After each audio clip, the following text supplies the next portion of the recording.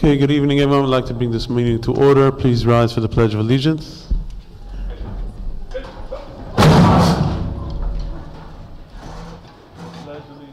the flag of the United States of America and to the republic for which it stands, one nation, under God, indivisible, with liberty and justice for all.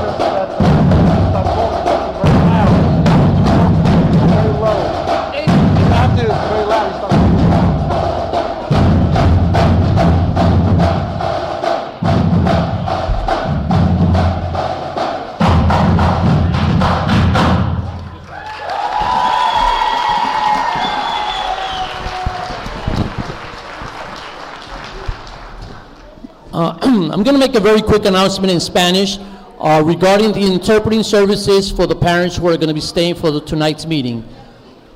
Un anuncio rapidito. Los padres que se van a quedar para la reunión que tenemos ahora, la reunión de la Junta Comunal, si desea recibir los equipos de interpretación, por favor nos deja saber para darles los equipos. Si no se va a quedar o si usted tiene un equipo y no se va a quedar, recuerde de entregarlos antes de irse. Pero si se va a quedar, alza la mano y le podemos hacer llegar los equipos para que escuchen la traducción de la sesión en español. So what I just announced is any parent who's staying who needs the interpreting services, they can raise their hand, we'll bring them the system. If they're not staying and they got equipment, they should give them back before they leave.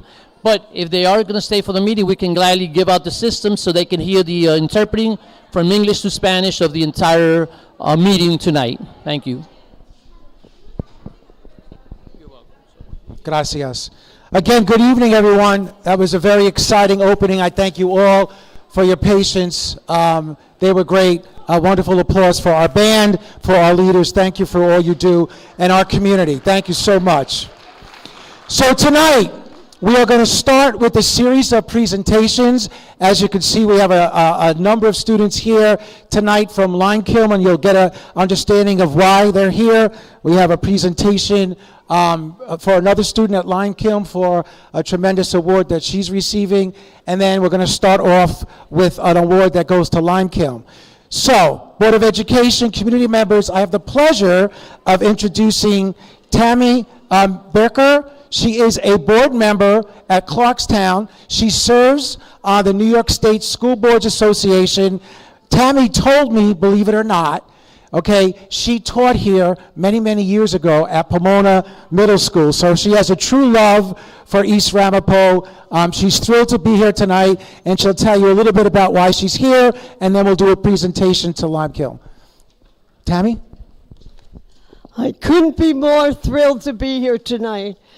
Superintendent DiCarlo, members of the Board of Education, administrators, teachers, and most important, our wonderful students. This really touched my heart tonight.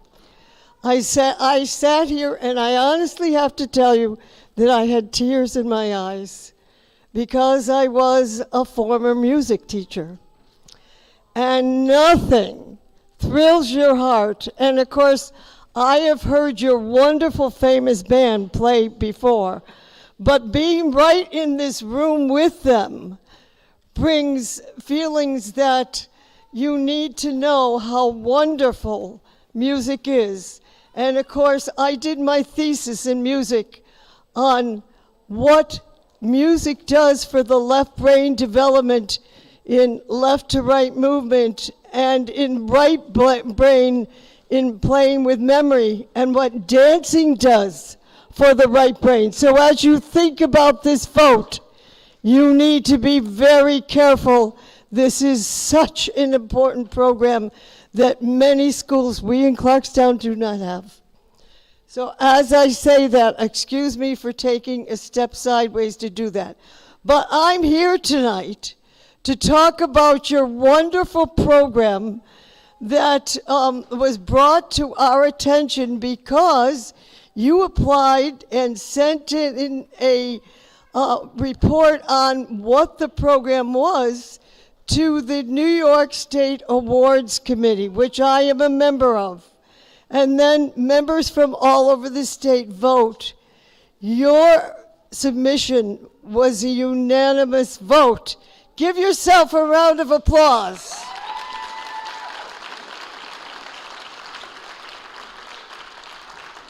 This is a phenomenal program. And as I stand here, I couldn't be prouder for you. You have a program that has actually taken first place in the United States. That's a phenomenal, phenomenal award. And your students participated in a mathematical game at Limekiln in first in math. And your students were the youngsters who developed the motivation and earned that first place. You should be so proud of this school. You should be so proud in your district. And you should be very proud of your math department in East Ramapo. So as you celebrate tonight, I want to celebrate with you. And I just want you to know that across all of District 10, which is all of the Lower Hudson Valley, we celebrate with you because this is the area that I represent, but we also celebrate in New York for the wonderful, wonderful job that you have done. And you'll see the banner here, Champions for Change. What the committee does is it evaluates programs for their ability to show what has been developed in a district and then make it applicable to other districts. So not only will you benefit from this, the rest of New York will also benefit from this, and maybe even the United States. My goodness, give yourself another round of applause. Thank you so much. Tammy, thank you for all you do on this wonderful honor. At this point in time, I'm going to bring up the leader who made this happen at Limekiln, and that's Principal Dobson, who's going to talk a little bit about the program, and we're going to recognize some of her teachers and some of her students.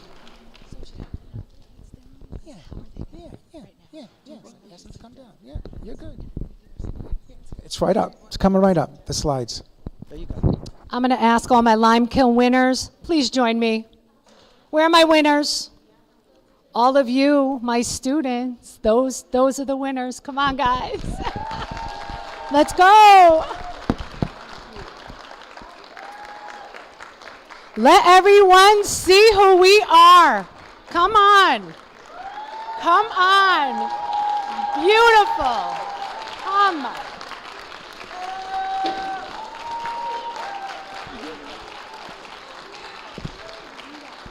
You ready? John, come over near me. Johanna. The first one. Yeah, the first one. You want them to face this way? Guys, we're going to face there. Guys, come here. This isn't everybody. Some of us are being bashful. Guys, let's face the forward there. Face the board so they could see you. Come.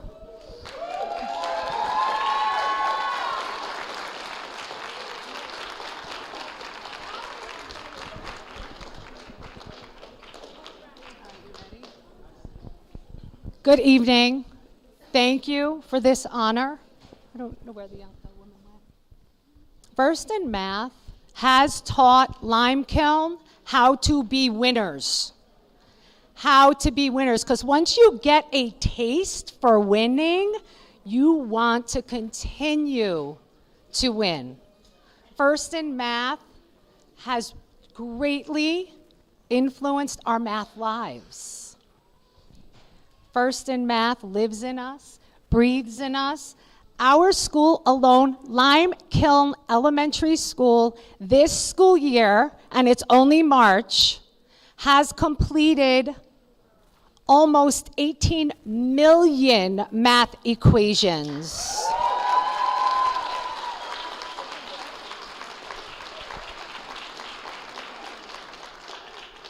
So First in Math gives students the opportunity to play games and earn stickers.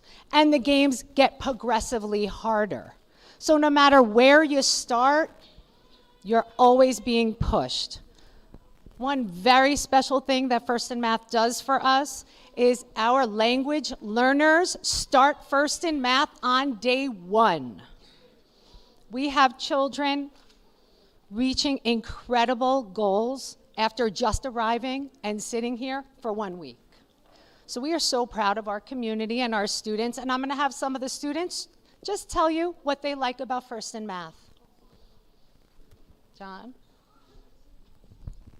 What I like about First in Math is that it teaches you new things. It teaches you how to do the new things, how to solve equations, and it even helps you get better at math. Good job. You want to say something? You can look this way. Where's my young lady? Where's Johanna? You ready? You Yes. can speak. Here. What I like about First in Math is, like, do you know the basic facts, addition, subtraction, multiplication, and division? And they're also pushing you with a timer, so like kids who like if it doesn't have a timer, that means that some kids won't like do the work that they're supposed to do. And I like how it has a timer so it could push students forward. Ready? Thank you. Good job. Good job. Anderson, you want to say something? Yeah? Okay, go ahead, Mama. En español. Buenas No, noches. no, no. Strong. Muy fuerte. Buenas noches con todos.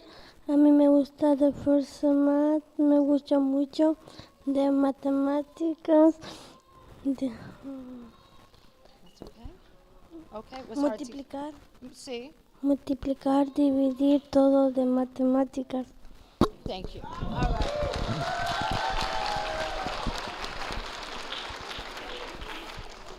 What I like about First in Math is that it's competitive and fun at the same time. And it pushes you to become first place or second, but as much as you can get, and it's fun and competitive at the same time. Thank you. So Limekiln was first in the nation last school year. But if we go to the next slide, this is where we're sitting right now this school year. And this is first in the nation.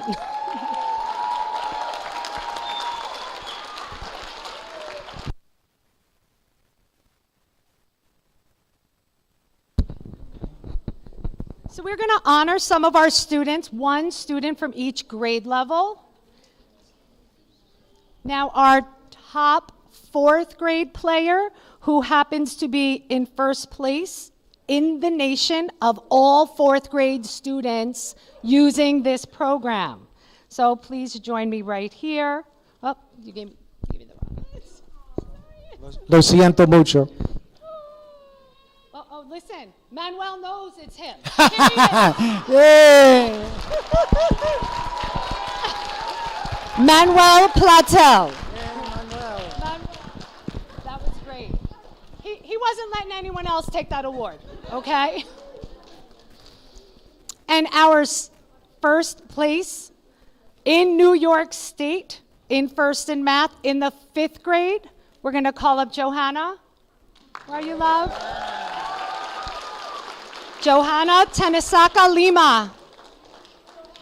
She's a little bashful now. She spoke before, but, you know, that was her little debut. Okay, Johanna, vámonos. She's coming.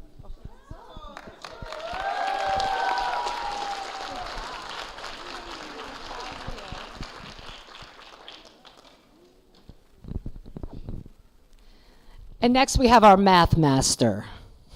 He actually spoke at our ceremony last year, John Delpy, who is 3rd in New York State right now.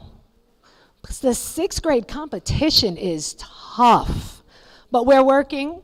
He will finish first because he is a winner already. He is a winner already.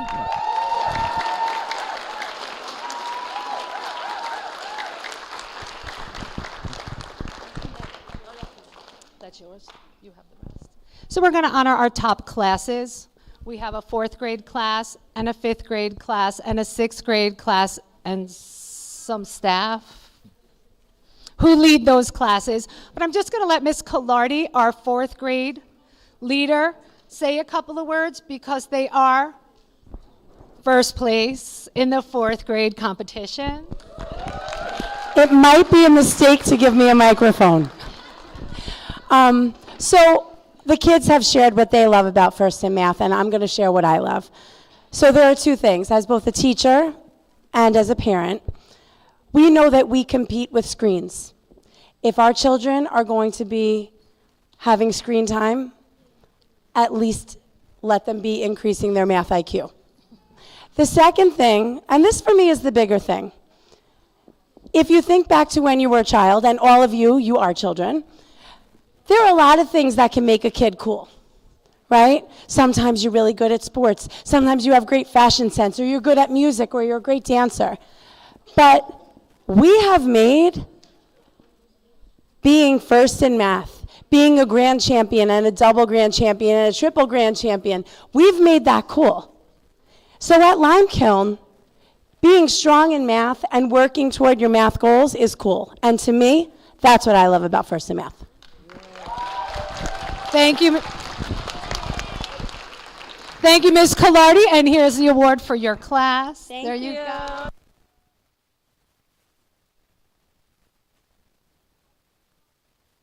I'd be wrong if I didn't say thank you to Mrs. Dobson for all of her support. Every morning, she's on the loudspeaker after announcements, encouraging the kids to meet their goals, to set their goals. She really puts the time in to watch the data and get involved, recognize the kids who are working hard, even if it's just quickly passing them in the hall and saying, I see what you're doing, I saw you, you made it to double grand, you made it to triple grand. It means a lot that you're watching. It means a lot to the kids that you're watching.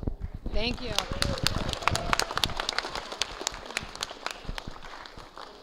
So for 5th grade, we have to honor Miss Garcia's class. Will someone please accept this award from Miss Garcia's class? Yes. And she does teach a bilingual class. Great job. Thank you, winner. Thank you. Now, Mr. Valenino is taking this to a different level. He has stats, he has done the math, his class knows what's going on. Anyone who walks into my building, who walks into Mr. Valenino's class, knows the deal. His children speak math. I think they dream math. And I'd like to give them their award. They're always in competition with another class, I know, for first in the nation, but they are first in 6th grade. They're first right now. They're first right now in the nation for all 6th grade also. So this updates daily, so they are first in the whole nation out of every class in the whole nation. That's right. There you go, Mr. And now you have this award winner. Okay. So as I said earlier, winning is contagious. We apply to everything. Every little essay contest that comes into Limekiln, we dog it. We apply, we get our kids out there and believing in themselves because we believe in all of them. So recently, we had a winner who was invited to go upstate to Saratoga Springs because in New York State, she won a 4th grade essay contest. And I met her family upstate for a lovely luncheon. Valentina, where are you? Because she's up here already. Congratulations. Go in front there so they could see you too, darling. Go in front so they could see you there. I did.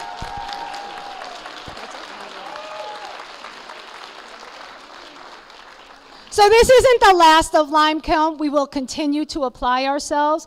We will continue to win. We will continue to set our sights very high because we're winners and our hard work will pay off. Thank you for having us. Thank you very much. We're honored, and boys and girls, terrific job. We are so very proud of you. And Tammy, again, thank you for coming and sharing from NISBA about this great honor. So thank you. Thank you all very much. Thank you.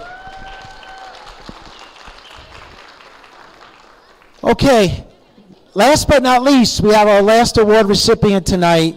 I'm going to call up Mr. Cook, and I'm going to call up our honoree for track and field, and that is Erica Lorvius. We're going to talk a little bit about this incredible student athlete.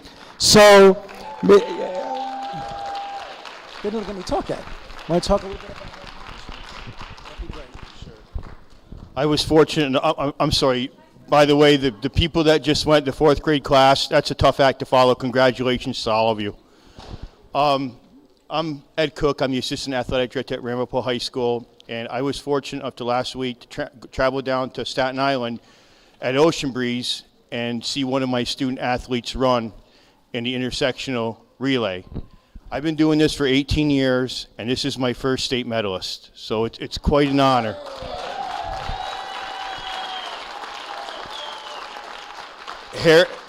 Erica ran a blistering 200 meters. We were running fourth on the final lap. Our final leg, she ran a mile, if I'm correct, right?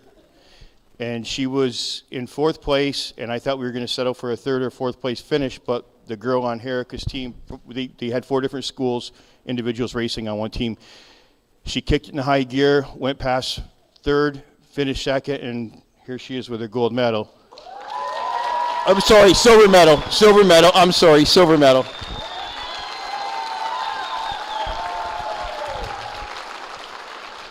She also competed in nationals this past weekend at the Armory.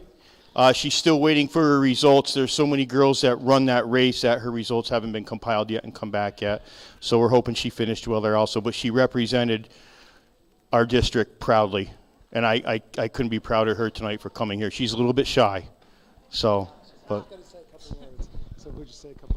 I would like to thank my coaches, John, Jazz, Nick, for their endless support, my friends and family, Sabrina, for her endless support. And that's it. We also have one more season left. I'm a senior, so they're making this one count. So. Are you planning to go anywhere? Yeah. You're not. Okay, so she's going to let us know later on, because right now she's uncommitted, but she'll let us know where she's going to be attending school, and we'll celebrate that. And this is for you, just a little thank you and an honor, for we're so proud for what you've done. Congratulations. Thank you. Thank you, Mr. Cook. Thank you. Back over to you, President Rose.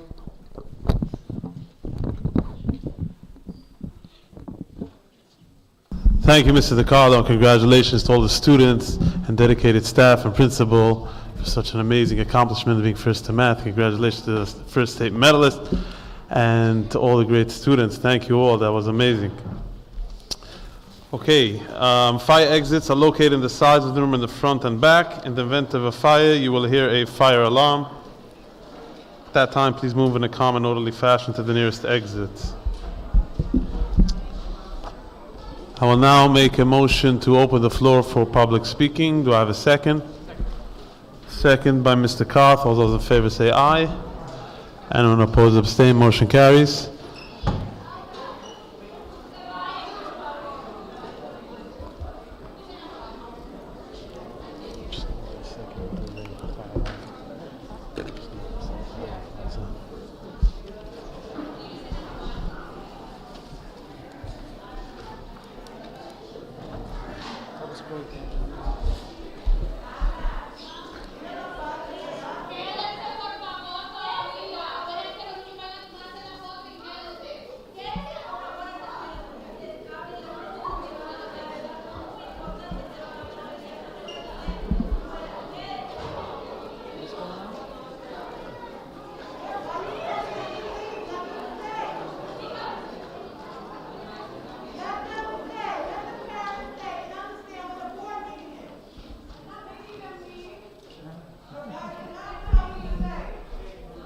Okay, speaker number 1.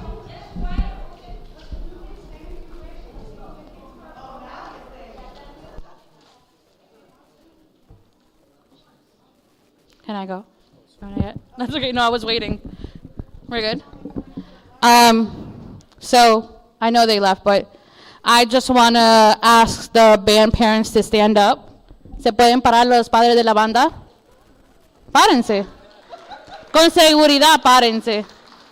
So I know a lot of them left because it's really late for them and we all had a long day, but we're here and our kids are here to stay, in the sense they're fighting for their education, for the extracurriculums, and which is amazing.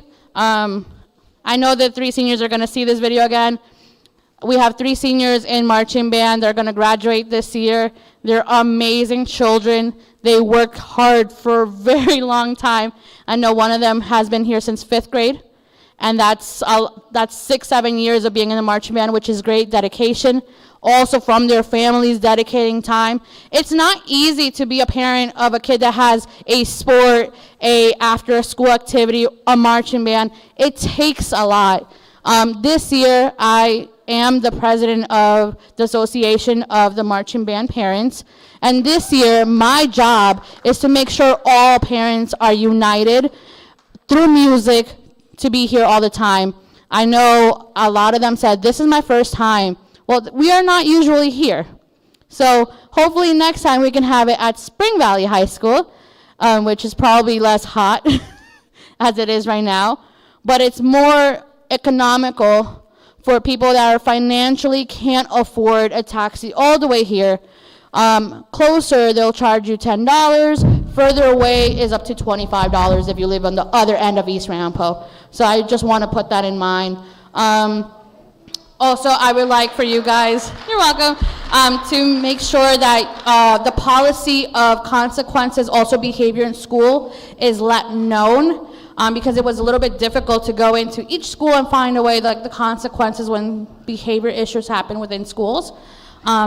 And I remember you, Mr. DeCarlo, speaking of chain of command, if we can do a video of how to explain, hey, this is how we do it. A lot of parents that we have in our community are not educated as we are, okay? So it's very important to mellow it down that my 7-year-old can understand it to an adult can understand it. We all have a lot of different backgrounds, and please be cautious of how you approach certain things, because I've encountered and heard about different events that people are very rude of how they address people when they're not natively speaking their language, and that destroys what we are trying to build of a sense of community, a sense of safety. And also, I would like to recommend when we have police officers inside when we do the board meetings, I would like maybe you can talk to Rampo if they can look like civilians instead of police officers, because I'm a victim of domestic violence. I'm a survivor, and parents here are still in survival mode, and it's very unfair for them to be afraid. Okay, thank you. Thank you. Speaker number 2.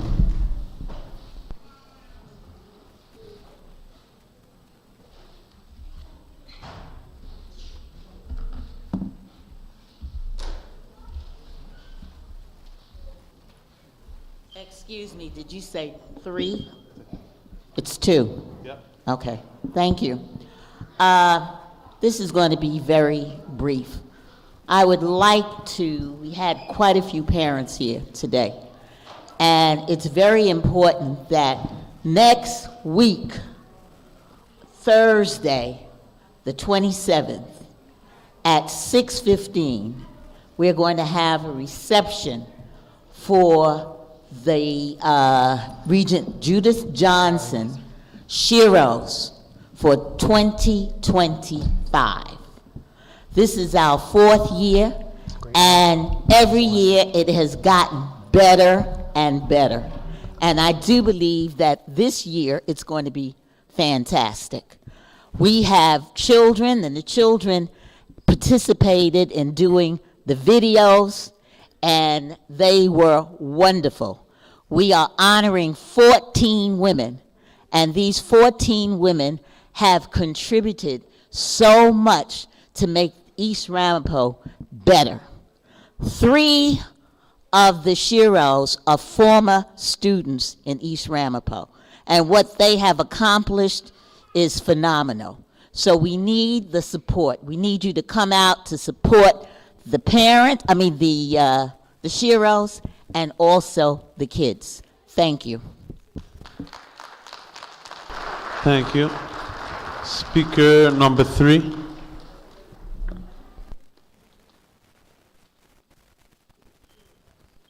There's been a lot of beautiful things that happen here tonight with the athlete, the wonderful marching band, and Lime Kiln students. I didn't appreciate the fact that the teacher didn't encourage the parents to stay so they can learn, but Lime Kiln did a good job, and them children are doing a good job.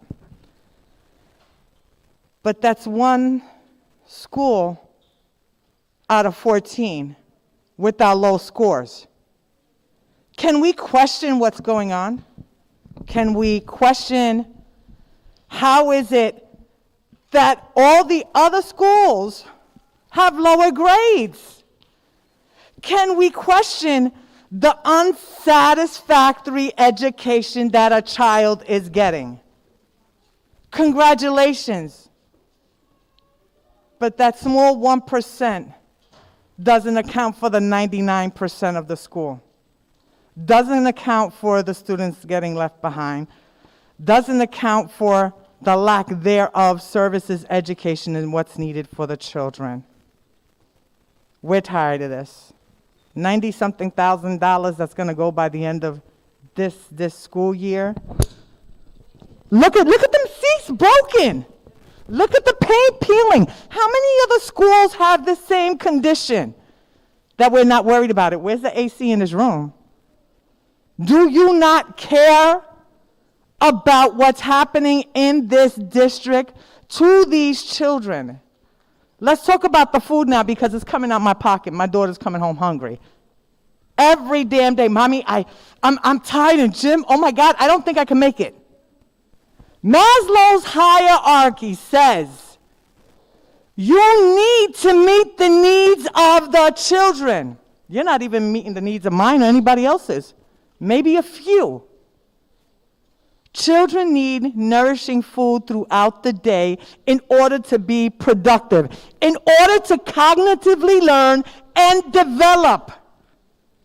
And you're not doing that, and children constantly come to these board meetings and tell you this. The food stinks. They're hungry. That's called neglect. That's not called creating a safe, healthy, and well environment for a child.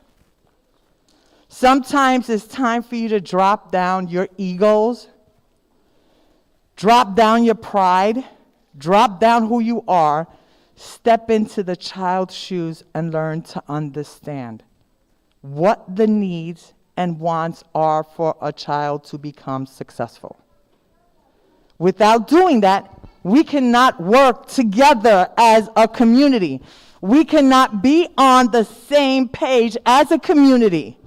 It takes a village to raise children. East Ramapo board, you are that village, but you're not raising these children appropriately.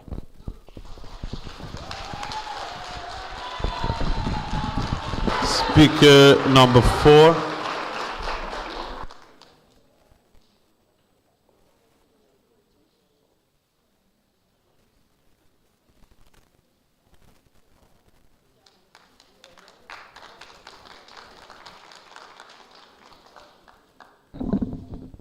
Good evening. I'd like to speak about school bus safety, and this is like my second notice on this subject. On a daily basis, many full-size school buses can be seen driving on local roads at high speeds, higher speeds than posted limits. This is done very often with no regard to the safety of the students on the buses, who are often seen standing in the buses at any speed, nor the safety of the general public. This is not seen taking place in other districts, or, I have to say, with any of the Chestnut Ridge transportation buses whose drivers actually drive at or slightly below posted speed limits. On other buses, students can be seen from side to side being thrown or up and down if they're seated, almost reaching the roof of some of the buses. As the buses fall into potholes, I consider them craters, and catch basins on the side of the road. In a panic stop, students that are standing will be thrown through the windshield or get seriously injured.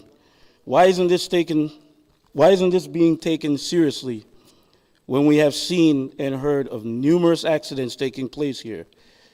Are we going to wait for others to happen before acting? The drivers of the buses, where are they getting their license from? Who's approving them to actually drive? Buses cannot be driven like race cars on public roads, carrying students, endangering the rest of the public. If this is allowed to continue on public roads, which lead to many of our schools, then there will be more injured students or dead students. Please let the bus companies, all of them, know that this is a very serious problem. The state of New York, I believe, will be looking into this real fast because our safety is at risk, both the public and the students. That's all I have to say. Thanks. Thank you. Speaker number 6. I'm sorry, speaker number.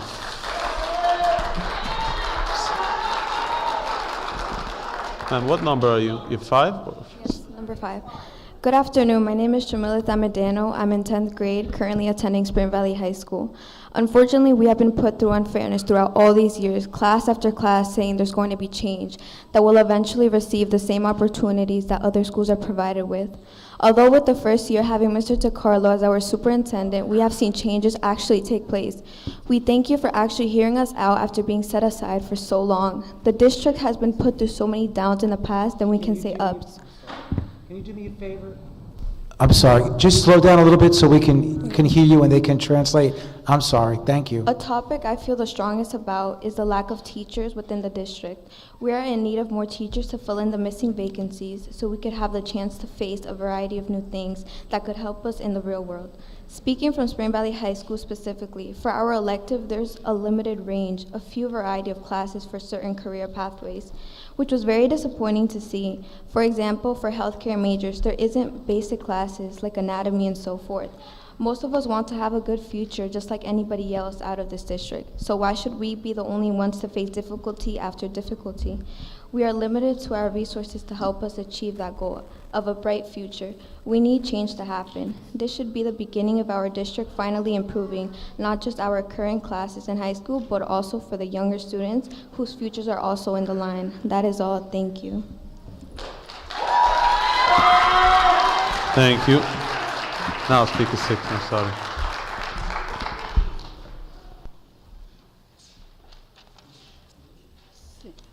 No, español.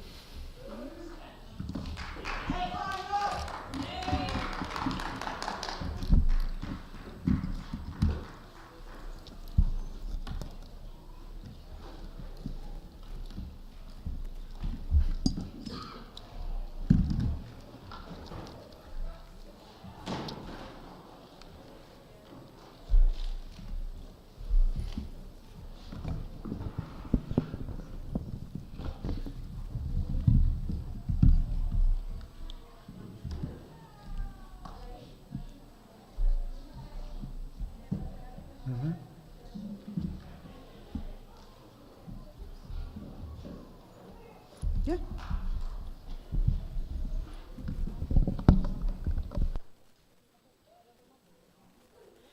En primer lugar, muy buenas noches a todo el público, a los padres que están aquí, a los que tienen sus hijos en Marching Band, aplaudo su esfuerzo y qué bueno que están aquí. Muchos de ustedes no lo conocían, espero que esta sea su primera vez, pero no sea la última. El que sus hijos estén en Marching Band también los hace parte de este proceso. Aprendan que estas son las reuniones del board meeting, es donde literalmente se está jugando la educación de sus hijos y es bien triste que no tengamos ese soporte. Gracias por estar aquí, los que se quedaron, felicidades, eso quiere decir que a ustedes les interesa saber qué es lo que está pasando en nuestras escuelas. Esta noche he venido porque quiero agradecer el esfuerzo para poner el presupuesto para este año. Más sin embargo, no estoy feliz con el presupuesto que ustedes quieren imponer, no me gusta, porque en el presupuesto no veo que hagan o vayan a haber cambios para las infraestructuras de las escuelas. Se ve hermoso, todo se ve académicamente bien, espero que funcione de esa manera, pero nosotros queremos nuevas escuelas, that's it. Porque si están sobrepobladas las escuelas, queremos nuevas escuelas. También aplaudo a la escuela de Fleetwood por su reconocimiento, pero como decía mi compañera, una escuela de 14 es triste, es vergonzoso. Y ese debería ser un clic para las directoras de todas las escuelas. ¿Qué están haciendo ellas para que esto mejore? Es bien triste saber que solamente una escuela sobresale de todas las 14. Queremos también llamar a los padres a que vengan a que se unan a esta lucha. Esto no es solo por mi hija, es por los 10.500 niños que existen ahí en Ramapo. 60% son latinos. 60%, somos casi la mayoría. Necesitamos unirnos. Si queremos cambios en las escuelas, necesitamos unirnos. Necesitamos mejor comida. También esperamos que la contribución de la comunidad para que este budget pase. No queremos presupuestos fallidos, no queremos un no. Queremos un sí, queremos una educación. Nuestros hijos merecen lo mejor. Y yo sé que ustedes como comunidad nos pueden apoyar. Lastimosamente y desafortunadamente, somos inmigrantes y nuestro voto no cuenta, más siendo que mi hija estudie en las escuelas y yo no tenga ese derecho. Eso no se llama vivir en un país democrático, es vergüenza. Thank you.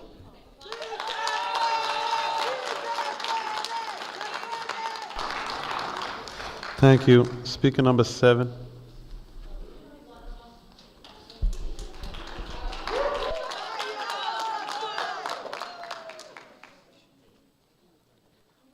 Hi, good evening, everyone. My name is Sergio Ambrosio.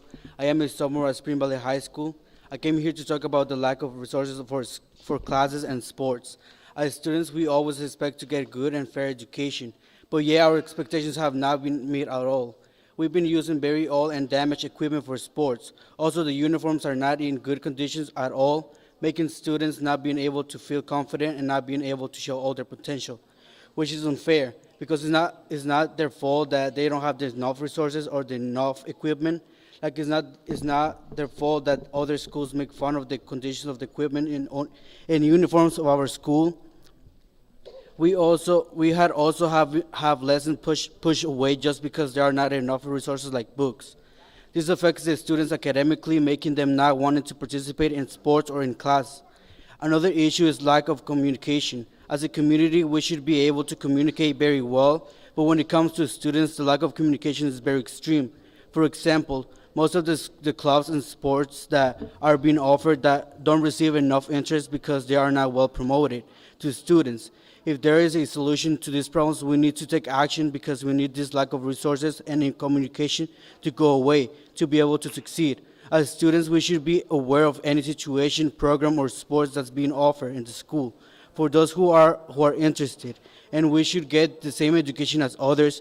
But we understand why this hasn't improved, and it's because student voice has not been loud enough. But now we are ready to speak up for our own education.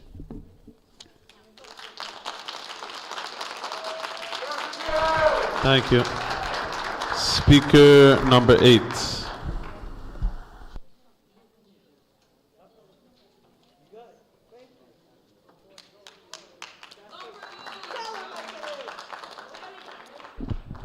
Good evening. My name is Bruce Aruma, and I'm a 10th grader student at Spring Valley High School.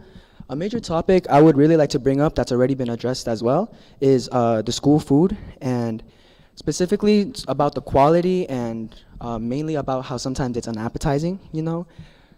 Food shouldn't even have to be an issue, in my opinion, having to come into a board meeting and talking about it, but still it's an issue that's been going on for quite some time now. And from the entire life that I've been in the district here, school food has always been a major issue here.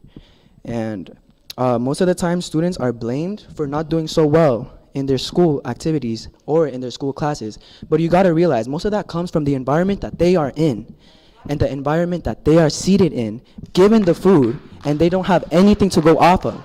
And in my opinion, that's a major problem because these kids are your future. They're the future of the ecosystem, of the economy, everything.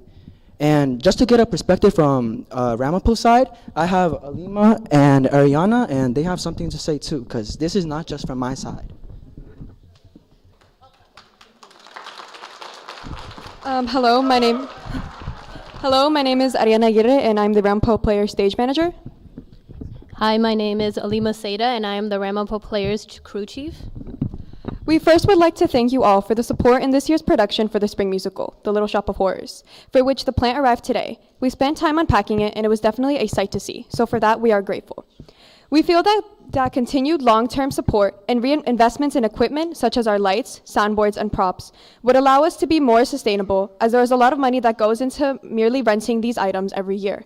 If the budget were to pass, we would be able to cut back on these costs and improve our shows. As longtime crew members with leadership positions, we know the ins and outs of every production and all the work that goes into every detail of what you see. For our upcoming musical, our students have worked even harder than before to put on a great show, and it would mean a lot if the families of our community and if all our board members were able to come support the student actors, crew, and pit musicians. So please come see our show on April 4th, 5th, and 6th. Thank you, and have a good night.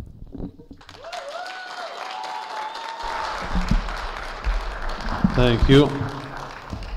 And that concludes public speaking.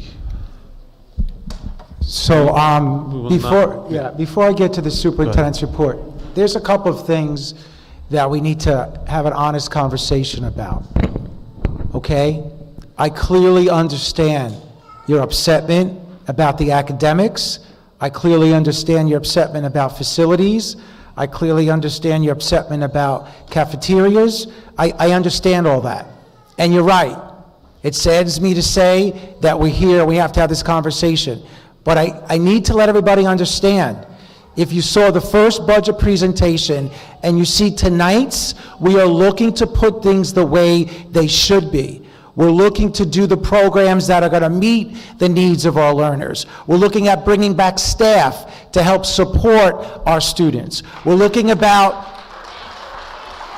we are looking, and I need everybody to understand this, okay, because I had this conversation with the board. Remember, I wasn't here in the past. I'm here now.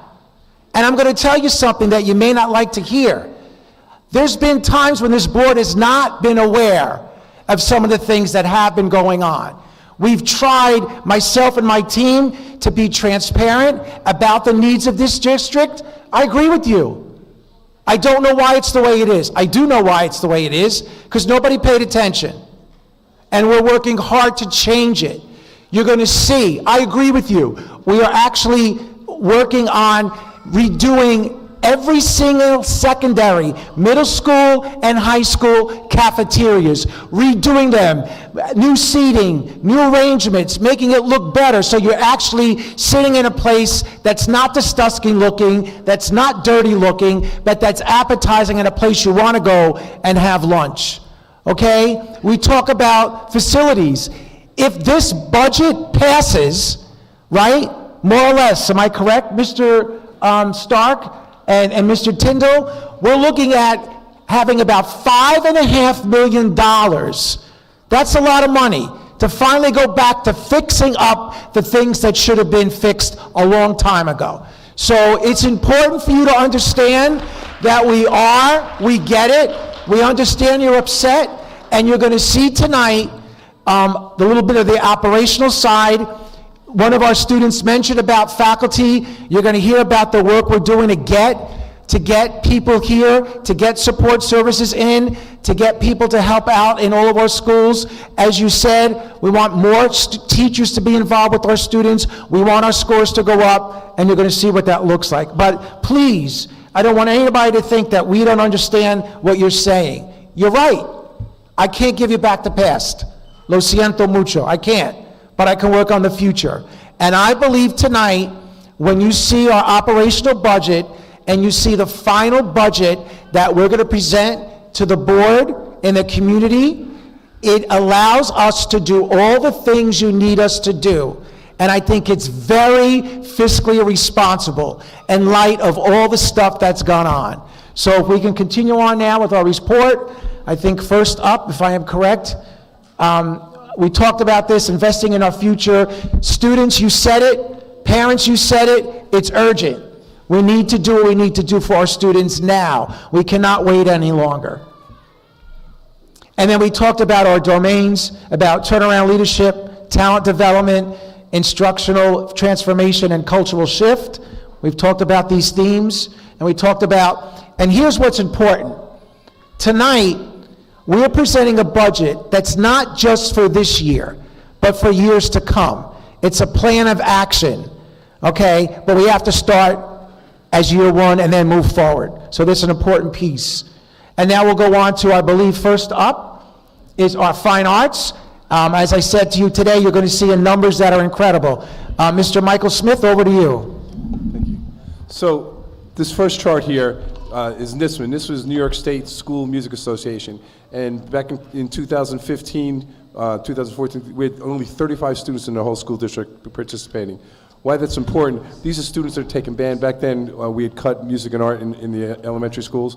And so therefore, we had 35 students back then. Between the music solos, NISM solos and NISM majors, we were on to 636 last year. And one of the reasons when you see the marching band there, that's one of the reasons we have a lot more students coming out. But here's another problem we ran into. A lot of our students didn't have instruments, and it's getting those instruments. A good example, when you saw the marching band, you saw 42. We have 8 tuba players, and we just got this, we need to get new uniforms. A lot of that is directly related to NISMA, which is part of the curriculum. Go to the next slide. Can I see? So we support the curriculum and instruction of the arts with increased resources and help students meet New York State standards of the arts. Assessment and improvement of the arts environments such as stages, curtains, and specialized classrooms to ensure adequate preparation for student success in the arts. I love the fact that we announced Little Shop of Horrors, and our stages, our secondary stages, haven't had the upgrade at all for years, from lights, curtains, and that's part of the budget for next year. And our students, we've had students that go on Broadway. They need to have a Broadway experience here, and the budget supports that. Building communication. Also, another thing, our visual arts classes. You know, we're looking to get kilns. We have sculptural classes without kilns up in the high schools, and our visual art have had much more resources to support the instruction that we have in classroom. Building community connections, funding for student participation in the arts through co-curricular activities like floral dramas, spring musicals, show choir, marching band, winter percussion, winter color guard, jazz ensemble, and NISVA solo and major ensemble festivals. Resources for virtual art shows, concerts, and participation in community and conference competitions, ensuring a well-rounded arts education. You know, many of our students participate in a lot of all-county, which NISVA supports. This year is the first year in 10 years that a student from Round High School, Mia Hernandez, was an all-state. And this is the direction we're going in. And again, the marching band is a wonderful experience for our children, but it's the flagship of a robust arts department. Professional learning and growth, talent development, support for ongoing professional development through workshops and Rockland Center of the Arts. All our art teachers this year participated in Rockland Center for the Arts to not just learn new ways to instruct our students, but we had many field trips this year, and we want to sustain that for our students in terms of offering arts instruction. And the last one we have, enhancing student instruction, acquisition of additional supplies for all visual arts and general music classes, expansion of the East Rumpel Marching Band with addition of new instruments, repairs, contributing to growth from 60 to 150 students and improving music education. You saw some students today in the drum section, for instance. They didn't have drums. Well, we ordered them. We're getting the equipment. We have new uniforms. By the way, this week the marching band on Sunday will be in the St. Patty's Day Parade in Pearl River, and will be the biggest marching band there. So if you get a chance to check them out, it'll be unveiling the 150, and that's it. But it's enough. Thank you. Can you go back, please? So, no, to the cost at the bottom, the next one. So this is what I need you to understand. It's a decade of cuts and cuts and cuts to fine arts. So you see that number. The public, you need to see this. From $0 to $930,000. That's getting caught up for all the years that we had the cuts and cuts. That has to do with what Mr. Smith was saying, bringing back programs, doing things that were cut. So I need everybody to understand, we're listening, and you can see the investment that we're making in fine arts this coming year and in years in the future. So thank you, Mr. Smith. Thank you. We're now going to go to athletics. Mr. Gonzalez. Mr. Smith is a tremendous advocate for the fine and performing arts, so I kudos to you. I know a lot of the growth is due to your leadership, Michael, so thank you. In terms of athletics, this was an interesting year in that we saw a huge increase in the number of students that were participating in our athletics programs. In 2023-24, there were a total of 931 students participating in all of our sports programs. That includes modified, freshman, JV, and varsity across all of the seasons. And for this year, we saw an increase of 305 students participating. So we had more than 1,200 students participating across the sports for the 24-25 school year. That's a tremendous increase in the number of participants. The chart on your right symbolizes the number of staff that have decided to coach one of our teams that are already in district. Those are important facts because we definitely want teachers and staff members that are part of the district that have developed relationships with their students in the classroom, in the hallways, in the cafeterias, and on campus to be with them in the afternoon. So as you can see, from 22-23 school year to the 24-25 school year, there's been an increase of 20%, 27% staff that have become coaches. So kudos to the staff that are taking on those roles. It has become increasingly difficult to find coaches. This is, it's a job you either love or you don't do. This is not something they do for the glory. It's really for the betterment of our student athletes. What happened during the fall and winter season so far of this school year is we have had 32 all-league recipients in our athletics programs, 7 all-section and 3 state qualifiers. Those are tremendous numbers. Moving on to how the athletics department is impacting leadership culture, talent development, and quality instruction. Just a couple of things to highlight is we are working with Matt Tyndall's team to finalize a new dance studio at Spring Valley High School. The dance studio will now be located where the old weight room was, and the old weight room is being moved into a new weight room. So we expect to see that translate directly to increase in numbers of student athletes participating in athletics, as well as representing us at league, sectional, state tournaments and championships.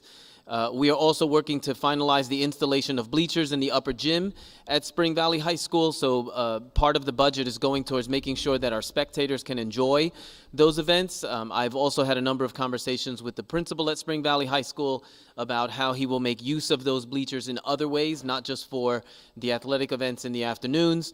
In terms of talent development, to the young man that got up and spoke earlier about equipment and uniforms, we are making an investment in replenishing our equipment for all of our teams as well as uniforms in the 25-26 budget.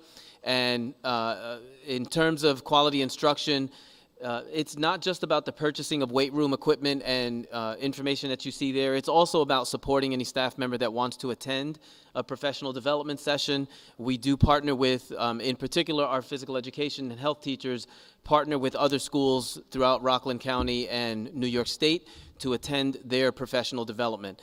And so what you see here in terms of an increase from 24-25 to 25-26 is about $350,000 additional in investment, representing a 33% change in the overall budget going to our athletic program. So we do expect to see our students, the numbers increasing in terms of participation, as well as how they perform on and off the field.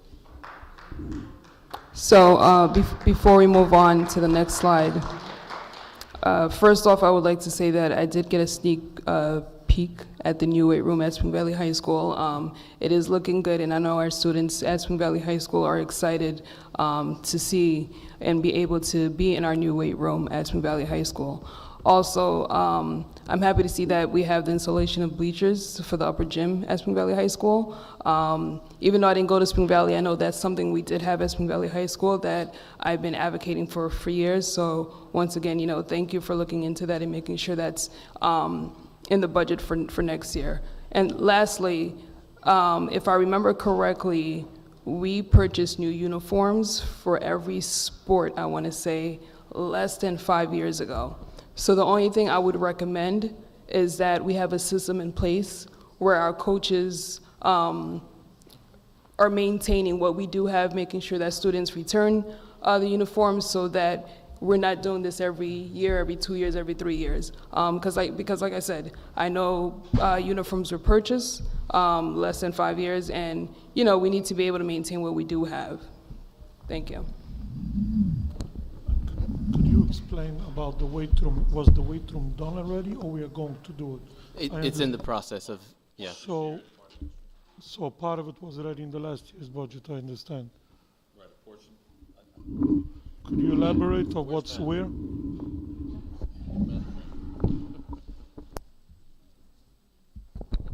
Sorry, yes. Part of that was some of the extra tax funds that we presented to the board that we were going to use for it was the weight room conversion, the dance studio, and I can't remember, the baseball fields and the softball fields. It was part of the investment in athletics that we presented with the tax levy increase. So could you give you don't need to give an exact number of what we already paid and what we still need.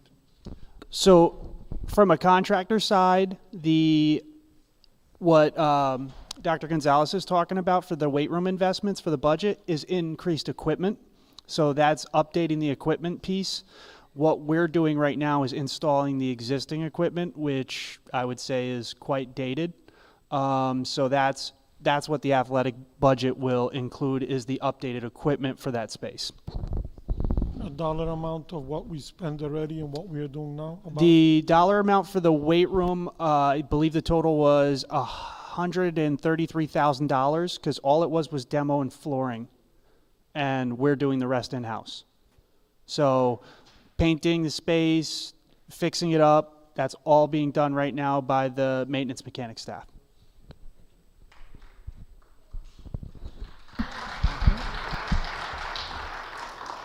Just a quick question with athletics. Where are we with the baseball and softball field with the work that we're doing there? So the baseball stadium, the fence is up. The ground staff has been working diligently. We ordered new clay. We have gotten the fields just about ready at Ramapo. The fencing right now at the softball field is going up. All the posts were put in, but the grounds crew today was working on getting the infield all up, getting the clay put down. We have brand new batting cages built at Spring Valley and at Ramapo High School, so they're coming out really beautiful. We still have some more work that we want to add on, but we're trying to plan it out. We want to make sure the first home game that we have at both sites, even the visiting team's impressed. So that's what we want to present. Thank you. We have to share mics. Just really quick, I think it's great, all the new things that we're doing for our student athletes and for the students in general. Just really quick, I noticed that you have begun with the fencing for the baseball and softball. I don't know, Mr. DiCarlo, but as I'm leaving home, on the side of the fence, on the outside of the fence, I'm not sure if it's our responsibility or the village, but it is really, I'm sorry? Yes, it's a lot of garbage, a lot. It looks really bad. I know we're trying to do all this uplifting for our students, and I think it's awesome, but I have to mention the fact that there's a lot of garbage there. So it's, yes, there is. We actually spent an extensive amount of time with our ground staff clearing Kennedy Drive. Yes. The very next day, the boxes were back. The garbage was back. So we worked, Mr. DiCarlo met with the student group, the student circles. One of the student groups at Spring Valley High School actually volunteered to help us pick up the trash. We would provide the gloves, the trash bags. So we're kind of coordinating a trash cleanup along Kennedy Drive. There's also a significant amount of tree removal and trimming that we have to do along Kennedy Drive. The issue becomes how close they are to utilities. So we will have to probably bring in a company for certain areas and certain things. Just the nature of how when you have a fence and things start growing through it, we can cut it. It'll stay there for a bit before we can remove it. It has to dry out, or else we have to just rip the whole fence out, and because there's a lot of shrubs growing through the fence to make it look nice. I mean, I've been here 11 months. And so there's every day there's something more. It's always just added to the list. You drive to a school, you sit there and mental checklist everything. So we do know Kennedy Drive is not the best looking. I have a crew getting ready for this upcoming weekend. We had the grounds crew at Spring Valley probably for an entire week. If you go look at the track area right now, it looks like it hasn't looked in a decade.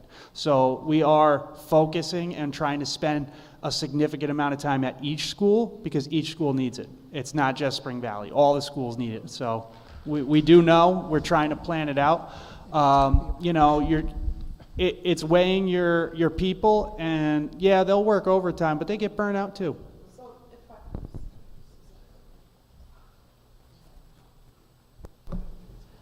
So if I may, if we can, whenever you're out there and you need some help, I will volunteer. Absolutely. I'll let Kathy know whenever we're going to set, and she can share it with the board. I just wanted to add, it's also a community effort, because I think a lot of the times too, what it is that it could be very windy outside and it's picking up garbage from other places too. So as a community, if we can all come together and pitch in and try to help out with that, that would be very helpful. Also, what I've noticed is that in front of some of the schools, we have leaves. So if that can be taken care of too, that would also be great. We also have a rather large amount of oak trees population on all our property. The leaves, we do have a leaf vacuum. It fills up in a heartbeat. Like the amount of leaves we have, we like have to, we got all the leaves off the track, go check the track out.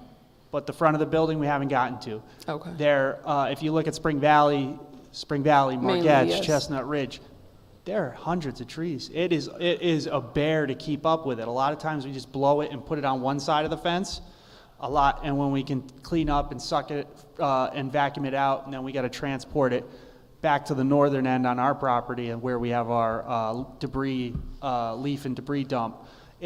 It's just time consuming. So like an entire 8 hours, they could spend and clean just a parking lot. So, so I know with, I want to say Hempstead, what we did, I believe last year and the year before, the community came together, the parents came together, the students, and on a Saturday, they helped clean up. So, you know, that's another option we could look into as well. I know it's a lot for you guys. Well, no, when we look at the budget, you'll see, we'll highlight some of the items, because when you see the line by line, you're going to see grounds equipment increase. Okay. Ground supplies increase. Which the will reason help. why is this year we did add grounds workers positions. It's not presented in the budget as a personnel increase because we did that this year. We still have a few vacancies we are filling, but the applications are in, so we are interviewing candidates. It's vehicle increases. I right now have a staff that has more staff than vehicles. So I'm there with the people, but when you start seeing my line by line, you'll see equipment. You'll see more weed whackers. You'll see trimmers. You'll see that. I broke it out on all of it. So you're going to see those, and that's how we're going to be able to do that. Thank you.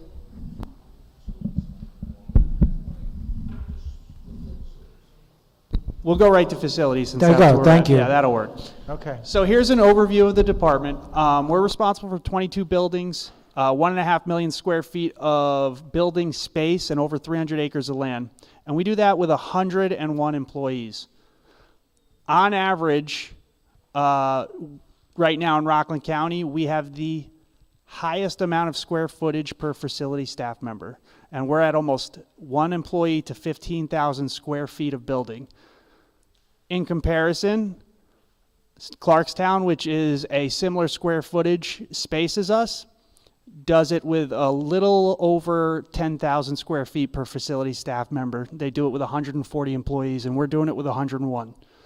So we also do, you know, we transported the band equipment here. We do a lot of extracurriculars. Like the trustee who came up here and, for Clarkstown said, we don't have a fine arts program. So they're not even supporting that. And we do that as well. So here's a little brief look at our workload. Last calendar year, 2024, we had 1,700, a little over 1,700 work orders, averaged about 5 a day. Right now, we're on pace at 8 a day. So we are increasing our capacity as we go. And when you see our supply line justifications and things like that, it's to support what these buildings are requesting. We're trying to meet the needs. We have a very talented maintenance staff, and we're adding more talent to that pool, and it's starting to reflect in the amount of work orders we have. So our overall planning is we're prioritizing identified items in our buildings condition survey. We're required to do a buildings condition survey. I think ours is up again in 2 years that we have to do another one. And we're going to focus a lot on our health and safety items. The capital work, that $5 million in capital work, that's really what we're going to address. Failed heating and ventilation systems, safety issues. So that's what we're really going to look at when we're spending these dollars. So that's our highlights. Again, we're going to do the boiler replacements at Limekiln and El Dorado. Those schools were built in the 50s and they still have their original boilers. So it's only a matter of time before they get it, they give out, and we can't fix them. We've luckily been able to fix them as we have gone along, but we really want to bring those boiler systems up. Our chiller repairs at Chestnut Ridge, Spring Valley, but we're also looking at, in this budget, to expand AC in the classrooms. I have two of my electricians in the corner who tell you it takes time, it takes supplies, and they're fully capable of making things happen, but we have to give those two guys in the back the tools to make it happen. So we're also going to look at district-wide paving, because I'm sure you drove in here. I don't have to explain that too much, right? And replacing the repairs and drainage around the district. We're also looking at custodial support. We've added some more talented custodians from other districts. That piece that Anna's been talking about, salaries, increasing salaries and attracting more talent, well, it's kind of working on our custodial side of the house. We have brought in some more talented people, and what you'll see in the custodial supplies and equipment lines, you'll see large percentage increases, because like the students who come up here and say, the buildings are dirty. Well, their buildings are dirty because the custodians had mops and buckets and pushed around dirty water. So we need to give them the tools that it takes to bring the staff to the cleanliness that it needs to be. And we did purchase a lot of custodial equipment with some of the ARPA monies. We want to add to that because it wasn't uniform across the buildings. This was equipment that was purchased before I got here. It wasn't uniform as to what buildings got what. So we're trying to make that way. And we have great vendors who come in and do the professional development with that as well. And we did spend a lot of money on playground maintenance because they were not in a great shape. We want to keep supporting those repairs as they happen, because those playgrounds get a lot of wear in those spring months and the fall. So we want to keep it safe all year round, and it obviously requires money. And we'll move all our snow removal services in-house with this budget. Right now we contract out with 2 companies and us. So it's 3 entities basically who do the snow removal in the district. Could we get of some sort, I understand the last survey we did on our buildings was before we did all the repairs with ARPA. Could we get of some sort of a better survey? You said that the next survey is up in 2 years, as to what we accomplished with the close to $200 million that we got from ARPA, to see what we're going to be left with in the end. So like this, when we're looking for budgets, what we should do in the next few years, how much it will really help us out if we could get those numbers, what is still outstanding. Absolutely. The $200 million was not in construction, 90 million was. So there was a lot of things you said Yep. that we got maintenance stuff also. Yep. 90 was construction. So if we could get some sort of a breakdown Yep. as what of the old survey was repaired with the money we got and what was still outstanding. Absolutely. I have charts of what was failed or at the end of life and what specifically we addressed in ARPA. I can If you could share that I'd with the board. appreciate it. Thank you. Absolutely. I think Mr. Gruber might be saying the same thing I was going to ask, but just for clarification. So let me just start with the ARPA funds. We were given an extension, correct? Yes. Now, until what date? Is that over? The extension is only to liquidate. The extension, so everything we obligated, we just had to obligate it before, what was that time frame, October? September 30th of 2024. And then we got the extension to liquidate. So doing the punch list items and stuff, to be able to still pay to do that, that'll carry on to December. Okay, and if possible, I know that once the ARPA projects are completed, can we get like a report in terms of other repairs that are needed as well?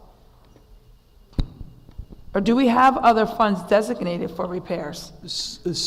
The repair funds are capital funds. And really that's typically the way it would go is we would go out to bond to address these items in the BCS. So the BCS comes out, we pass a proposition, we have no borrowing ability to do that. So we're able to take the fund balance and address some of the things that we would have done in a proposition. But overall, you know, they said, what was the number was like 240 million that we needed to fix the schools.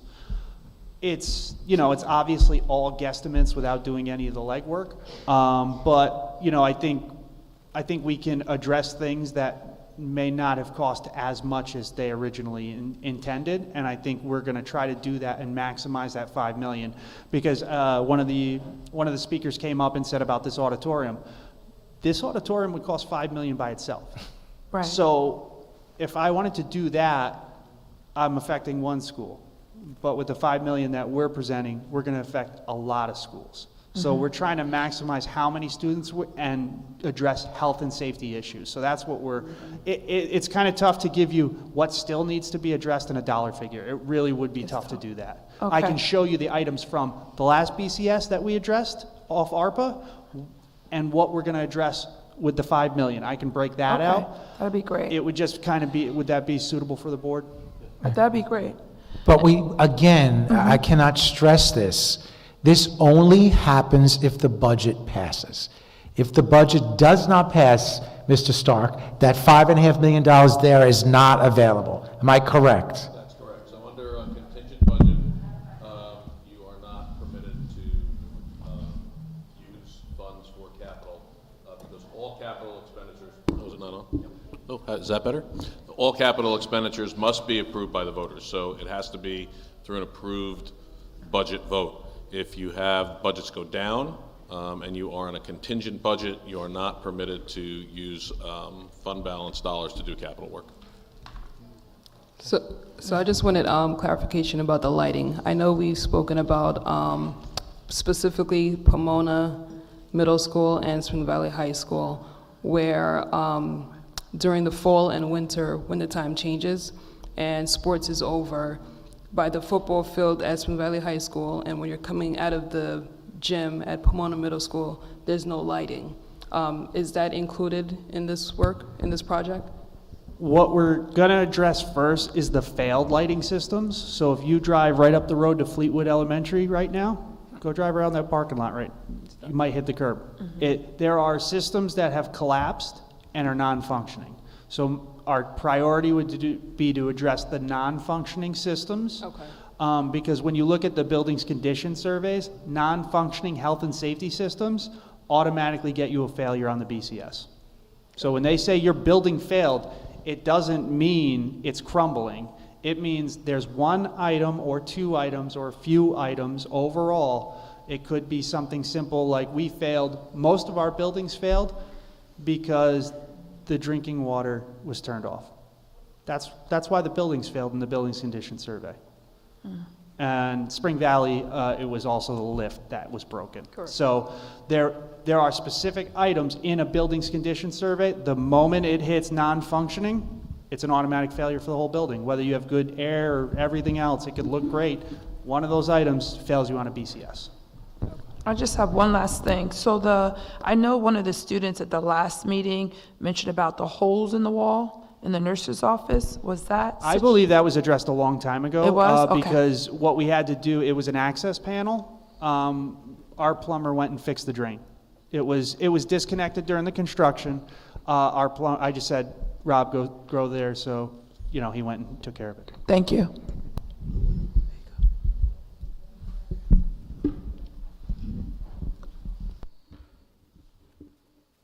Next up, we have Transportation. Ms. Gibbons.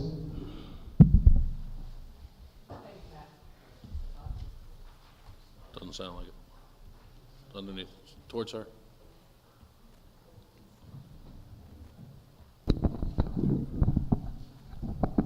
Thank you, Matt. I'm sorry? Just turn it down. Okay. Is that better? All right. So the current slides are with regards to the transportation data.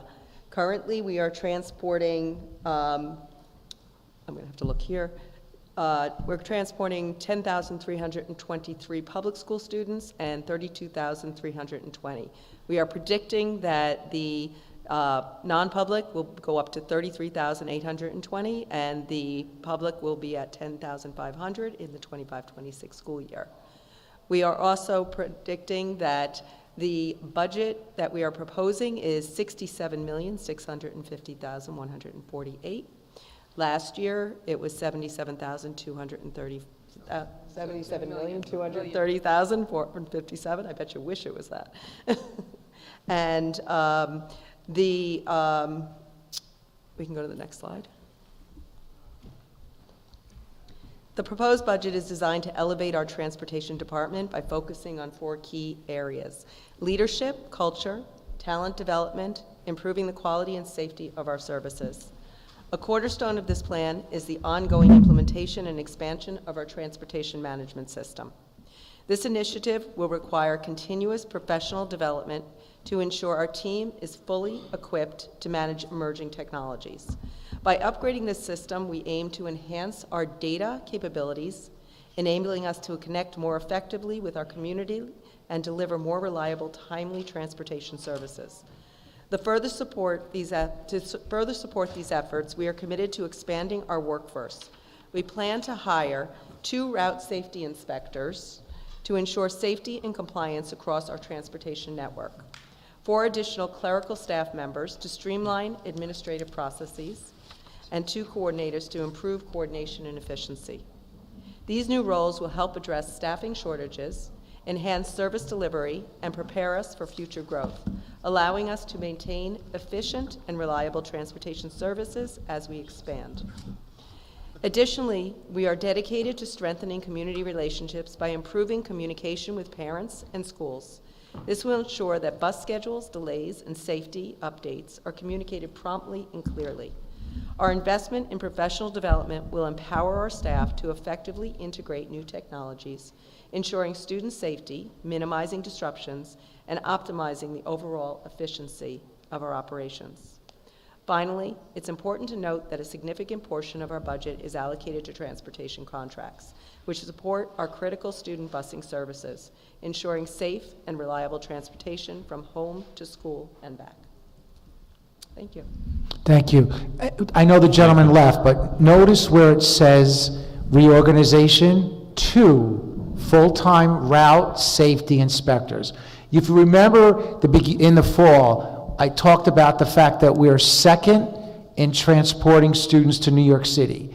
Yet, our transportation department by no means has the capability to do what we need to do with the amount of students we transport. I know the gentleman left, but it's important. We are listening, and there you'll see, as a part of that, getting more bodies on the road to do those safety type of checks on a daily basis. So, thank you. How many route safety inspectors do we have right now currently? Currently, we have 1 route safety inspector. So we're adding an additional 2? That is correct. So last year, didn't we had budgeted for another 2 as well, no? I think. Did we not? Last year, we had budgeted for 1 additional one. 1 additional. Yeah. So did we get that That's additional? actually in this year's budget, and So we it's haven't going to be, been how many able- total is it going to be? I'm sorry? If we fill all the positions, how many total We'll will have we 3 altogether. Oh, okay. So it's more, okay. So we're adding 1. We're adding 1 to the budget. We Right, had but 1 hopefully already it'll be that's 2 actual vacant. bodies. Okay, great.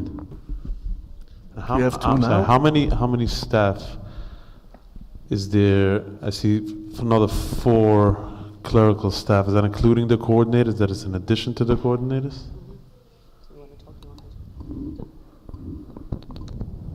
Yeah, so right now we have an assistant coordinator, And we are planning to increase that by one other assistant coordinator and one coordinator. So we'll have a total of 3 coordinators, 1 being coordinator, 2 being assistants. Okay, what's the current staff level in the transportation office, total? I'm sorry? 8. Total number there currently. Of the staff? 8. And We currently have one, trying to think, one clerical staff, that is the secretary in the department. We currently have 4 clerical staffs that maintain other paperwork and the transportation software and creating bus passes and other implementation for our both public and non-public students. We currently have a assistant director of transportation and 1 assistant, as Anna said, 1 assistant coordinator. So how many were there last year? Well, you weren't here last year. I wasn't here last year, but I believe it's What did the same. I just believe increase? that we 'Cause have I remember last year we had like increased- 2 or 3. But I believe that we have increased by 1 assistant director, myself overseeing transportation, and I don't think we increased by clerical. I don't think we increased No. any clerical staff. So with a district our size, how many staff members should we have in that department? And I know we're adding a few, but how many more staff members would we need in the transportation department? You know what, it's a good question, and it's hard to measure because there are very few districts like ours. So, like we're transporting 32,000 kids non-publicly and 10,000 publicly. No other district in the area is like that, really. So we have been estimating, we've taken a look at the functionality of the department, and we have estimated that this is the right number of clerical additional support staff that we need in order to be efficient. And then we'll assess it, to see if it's enough. We also believe for sure that we need additional coordination. This will be routing information, communicating with parents, making sure that the information is efficient within the office itself.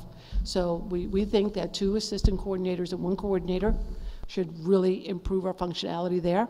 And then we really feel that we need a bit more of the clerical staff. That's why we want to increase it by so many. Would we need the clerical staff for the whole year or only for registration? Because 4 people could do a lot. The question is, do we need them for 12 months a year? I think that we should try and see. We always have to assess. So we bring them in, we train, we see how efficient we are. And then we can make a decision. If we are 1 too many or 2 too many, we can always reduce staff, and we can always increase temporarily. So when reduces harder, I guess, than maybe we start with maybe per diem or something. Not so easy. Not so easy. Not so easy. Very hard to fill the position. Yeah. And also, if I may add, we are currently moving to a new transportation software system. That is going to require extra clerical staff in order to maintain and the data, so that the data stays up to date. You mean to enter the data, but maintain not. This is my point. My point is, if they'll be there, it's going to be a lot harder to switch their job if they have a job. So this is my question, if we should rather get people temporarily more than to put them in, put 4 more people while we are spending for a whole new system, which supposedly should be a lot easier to deal with. So Fortunately, in the district, we need a lot of clerical staff. And I don't foresee that clerical staff would be a difficult move from one department to another. And it seems that we are short-staffed anyway with regards to most of our clerical staff, including in our athletics department as well. So I have a question. When it comes to training, do we train our staff, are all of our staff trained to know and learn the same thing? Or do we have it to where we have maybe a team focus on public and another team focus on non-public? So that's a very good question. Right at this moment, because I don't have the staff, I can't really answer the direction that we're going to go with that. I do know that there are challenges in the department with regards to communication, and we're trying to make sure that the communication is on par with what the community needs. One of the difficulties that we find in the department is that answering the phones all year long does not seem to be keeping up with the needs of both sides of the district. I mean, I hate to say it that way, but non-public, we are showing it as public and non-public. And the communication to improve that would require that clerical staff have the training so that they can communicate to the community in a way that they understand what the community's needs are, as well as understand the procedures and processes that are in the department as well. And that takes time to build that as well. Once that is built, my prediction is that that staff will be utilized on a consistent basis. And that's not only for phone calls, but also emails? Correct. So I wish I could get you the numbers, but I know that the emails that I get in a day can range from 1,000 emails. So that is a very large amount of emails to be able to monitor and maintain. And you know, the transportation department, sometimes I'm not sure, we are also supporting many phone calls from early morning to late at night. What that means is that the staff has to be split into hours so that we can support the hours that is required for us to maintain the communication from 6:30 in the morning until sometimes 8 to 8:30 at night, depending on how many students have been left without possibly finding their way home. So we kind of might need to look into like a call center type. And that's approach. exactly why I'm increasing clerical staff, is because the clerical staff I'm looking to put in place would be to set it up as a call center basis. I've already implemented part of that, and I would foresee that that type of situation would help with the communication between incoming calls, incoming emails, and possibly visits that we also get, because we're not only just receiving information via technology or technical methods, we get an onslaught of personal visits as well that are walk-ins, and that removes that individual from the department, which means that individual no longer can represent the phone system or the emails at that point in time. You know, I'm so glad that the cabinet, you mentioned the fact about communication, because that has been a huge problem in terms of transportation. Like when kids, you know, they're supposed to be home at a certain time and then they're not there. And we're talking about like elementary school students. So to hear that, you know, if we get this additional, we'll be able to communicate more with the parents so that they have no worries about their children when they're not arriving at the time they're supposed to. I was going to ask a question, but you answered it, and I think that's great. Thank you, Sherry.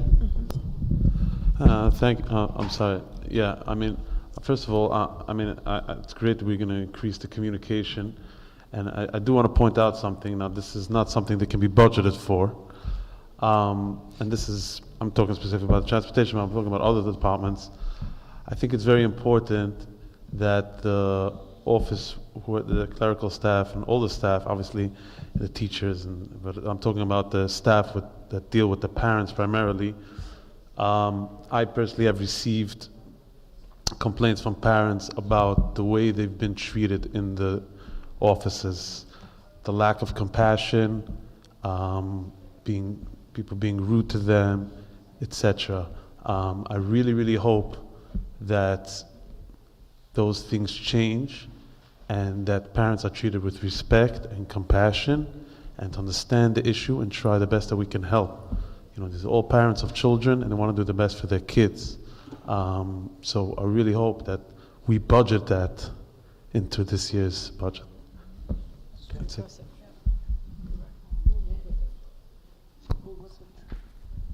Yes, thank you, and we will work with that, and part of the professional development is included in that type of situation, in addressing that. Great. Okay, next, technology. So I think Mr. Feder had something? I'm sorry, I couldn't see your hand. Don't we have enough people already in transportation to take care of compliance and safety?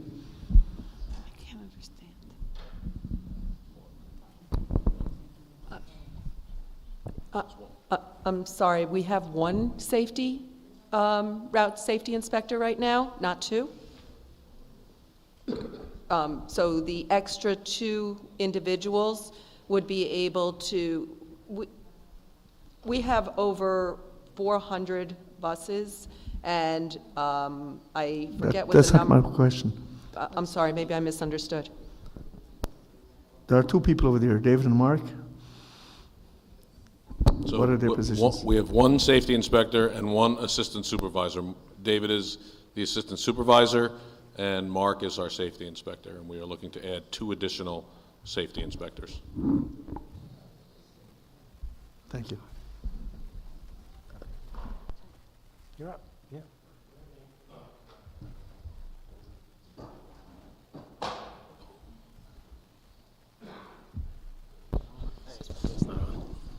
Good evening, everyone. Good evening, board. I'm Superintendent Mr. DiCarlo. So technology department is committed to improving student learning with reliable technology and strong infrastructure.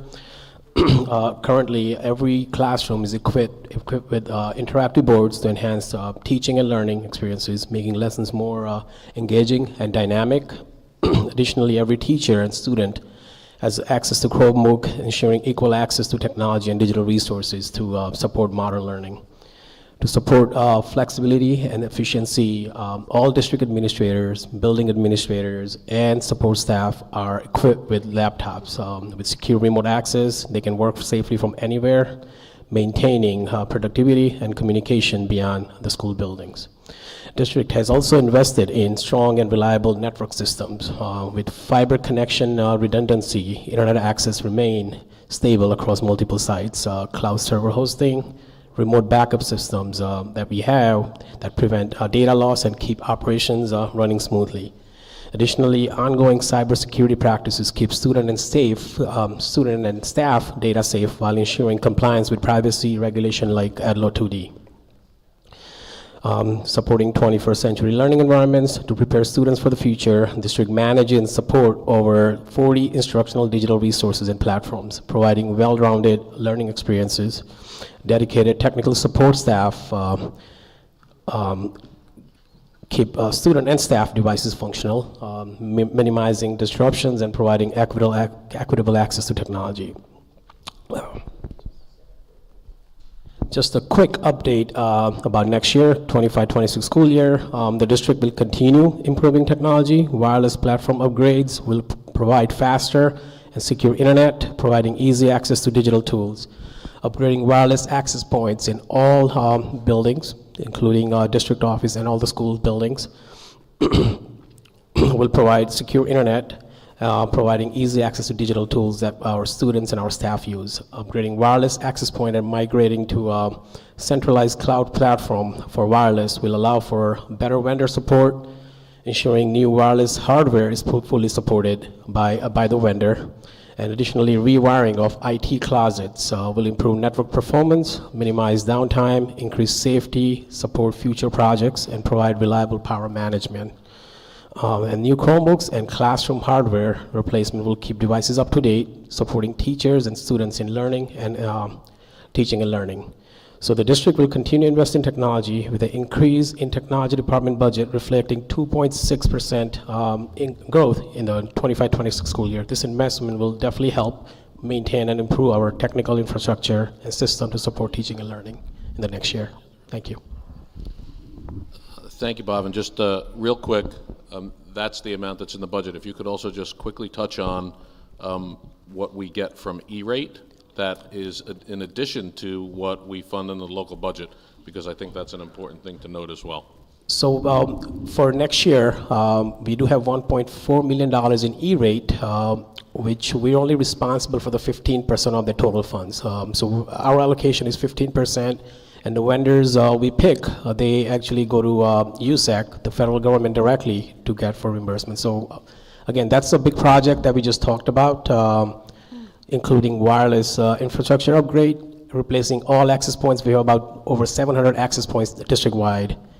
And also rewiring all our IT closets, because they haven't been, to be honest with you, they haven't been organized in such a long time. So that will also take care of that. Thank you. Okay, so, I'm sorry. Just one quick question. I know during COVID, we had, I believe, partnered with T-Mobile with the hotspots. Yes.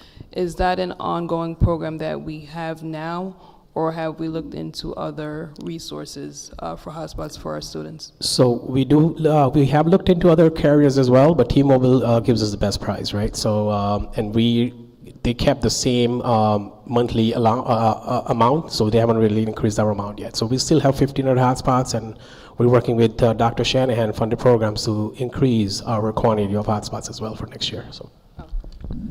And Mr. DiCarlo, I want to say thank you, because there were students, remember, that were having problems accessing the internet and your cabinets, so thank you for that, making sure that they were able to get on their Chromebooks. Thank you very much. So now, as I mentioned a couple of weeks ago, we talked about presenting the academic side of the budget. Tonight we did the operational side. Before I turn it over to Eric and he updates numbers, and the community will see, you know, what the superintendent's final budget number is to the public and to the board, I just want to take this opportunity to thank my cabinet. We listened to the community, we listened to the monitors, we listened to the state about making our presentation as transparent and as user-friendly as possible. I think. And I'm sorry, I forgot. My fault. I'm sorry. It's been a long night. Before I do that, I got to go back to HR. Thank you for doing that. I apologize. HR, I'll go back. To be continued. HR. He forgot about me. Okay, so we wanted to focus this part of the presentation on the hiring initiative. We kind of discussed it last time. We informed you that we had over 200 vacancies to fill, which is really quite the challenge. So what we wanted to do was just break it down into the major categories. A large number of people that we need to, or positions we need to fill, are teaching positions. Maybe 45 or so of them are ENL or bilingual teachers. As you know, we are considered to be an L district, so this is really hard to fill positions. But we are going to do our best, and on the next slide we'll give you some of our strategies. That's one area of high focus for us. The other is content area teachers. This year we have quite a few content area teachers. These would be teachers at the secondary level. So they're teaching the 7th through 12th graders in math, English, social studies, science. So that's another area that is a big area of vacancy. The next area of focus for us in our hiring is instructional leadership support, and I think that Mr. DiCarlo wanted to speak about that. Yeah, back to me. So if you remember tonight, there was a big discussion about grades and how we're not performing well, and what can we do to address this. So what we're looking at doing with the work from our C&I department, Dr. Gonzalez, our MLE department, Ms. Morales, and special education, we need to have instructional coaches in our buildings to really help facilitate the work that needs to be done with our teachers. That's coaching and mentoring with our teachers, that's modeling best practices, that's co-teaching and co-planning with our teachers, as well as instructional support. These are really important to work with our teachers and to really give the support that our kids truly need. Working on interpreting data, what the data looks like when we get the data, and we're working on developing a really robust assessment process from the time that school starts in September to the time the kids end in June. Progress monitoring, working with our teachers to support them and looking at data and how to use summative and formative data. Curriculum alignment, we talked about this. making sure alignment is across grade levels, both horizontally and vertically, helping facilitate our PLCs, then of course family and community connections. So that's a really important part of the work that we want to do with our coaches K to 12. And then with our directors and department chairs. So here's what's really interesting, and I know some of the board understands this and the public. Some of these positions we had back 10 years ago when we had 8,000 students. Now we have 10,000, almost as you saw, 500 students next year. And so we're actually looking to bring back these positions that we know can really impact student performance and help our students out. Whether they are directors K to 12, whether they're department chairs, we're working on that, and what that will look like. But we really understand the importance of these positions, again, in helping to really do the kind of work that we need to do on a K to 12 level. And then now I'm going to turn it back to Ms. Relusco, who's going to talk about the fact that we really want to be out doing that kind of hiring now, which we haven't done here in years. So Ms. Relusco, we'll turn it over to you to permanent subs and talk about some of the work that we're doing moving forward. Thank you. So yes, one of the areas of focus is to hire permanent building subs in each building. This is a difficult areas to fill historically in the area and the whole region. But we're going to try. We are offering a nice salary and we're offering basic benefits. So a permanent building sub would be somebody who's committed to coming every single day to the same building and offering not long-term leave replacements. This is a per diem. They would change their assignment each day as needed. So they really become a member of the building. They really become an employee, and you know, it helps a lot because right now we're having a lot of difficulty filling the day-to-day teacher vacancies. In addition, I understand the importance of it. The question is, if you put a substitute, that's to know every subject of every grade, that person, or how do you divide it? Sure. So what happens with permanent building subs, who, by the way, these types of positions have been around in education for years, like 30, 40 years. So what they do is, firstly, they do become very familiar with the building.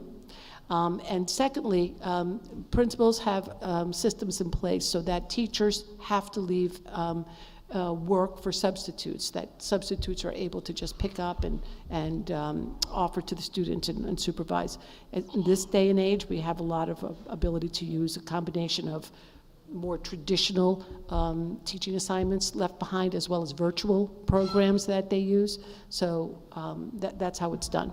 So you're not expected to be an expert. This is not a long-term leave replacement. This is a daily, you know, one day a teacher's out here or one period there. Someone should sit in front of the class, basically. Hmm? Someone to sit at the front of the class. Well, I've seen some really good substitutes. So we're trying to hire certified teachers, okay? So they have a good educational background. In addition to that, we have clerical support. So you heard a little bit about that here in the transportation department. Here's what I think I want you to know.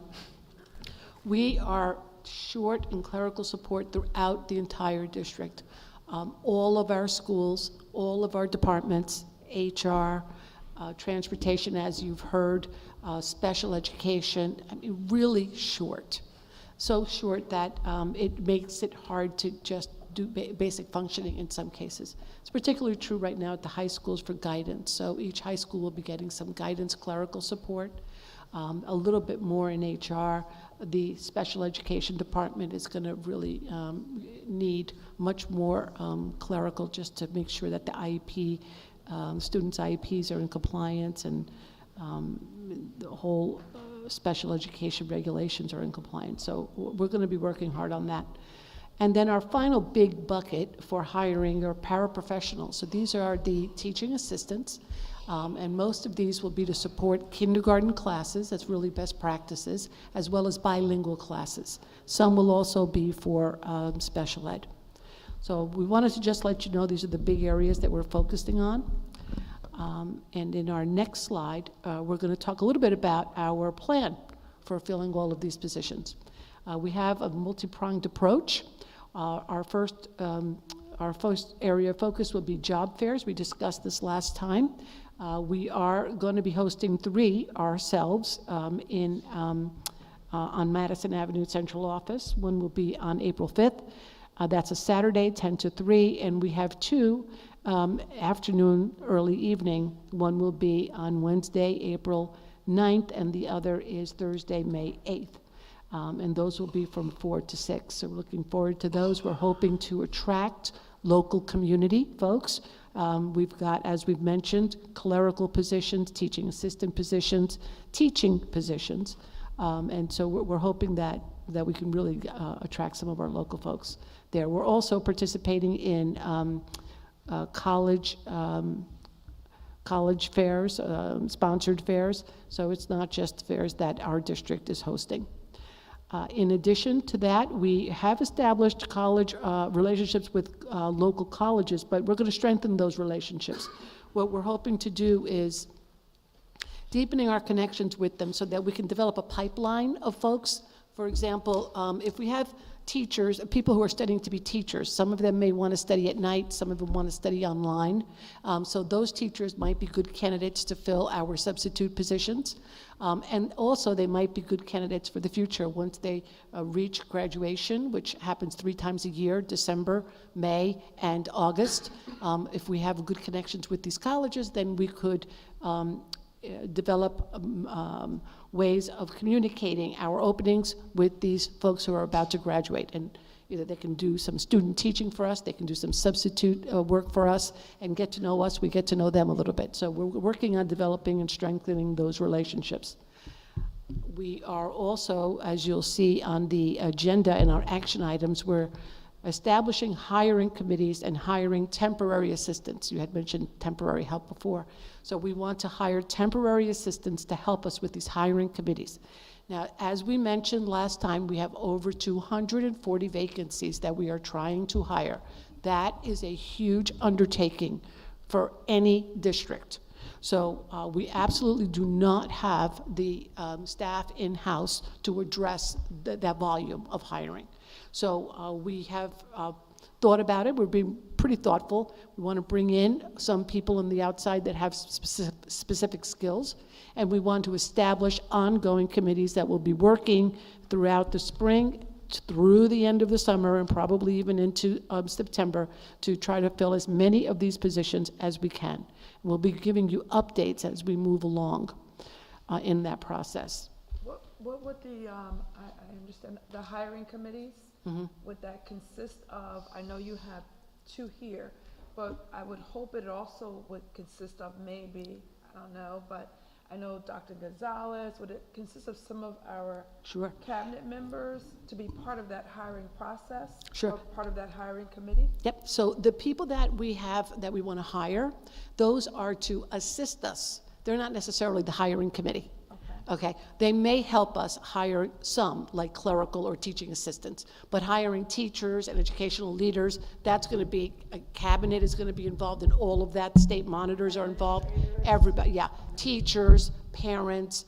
So we have a whole system of hiring committees that we developed, and we'll be following those protocols. But for some of the other positions, some of these folks will help. These folks are really going to help organize paperwork, bringing down all of the applications, scheduling all of these people for interview. Remember, if we hire 1 person, we may interview 5. And for some folks, that's 2 or 3 interviews. So it's 2 or 3 interviews to hire 1. So that's a lot of hiring. I have another question. Sure. With the job fairs, because I do remember when I first started out, I attended job fairs. So just really quick, with the job fairs that we're going to give either April 5th, 9th, or May 8th, during that job fair, will there be someone there, like an assistant superintendent, on deck, ready to interview that individual? We're going to screen. Because interview really is more in-depth. So what we do is, we ran one last year too. So what we do is we have folks from the different departments represented there. We'll have tables set up, right, with signage, bagels, coffee. And then folks will be coming in, we'll be asking them, you know, what are you interested in? What is your certification area? Or are you interested in a civil service position, for example, right? And then we direct them to the appropriate folks who will be at the different tables. So you're going to have a table for special ed, a table for elementary, a table for clerical, you know, all the different areas we're looking for, bilingual, E&L.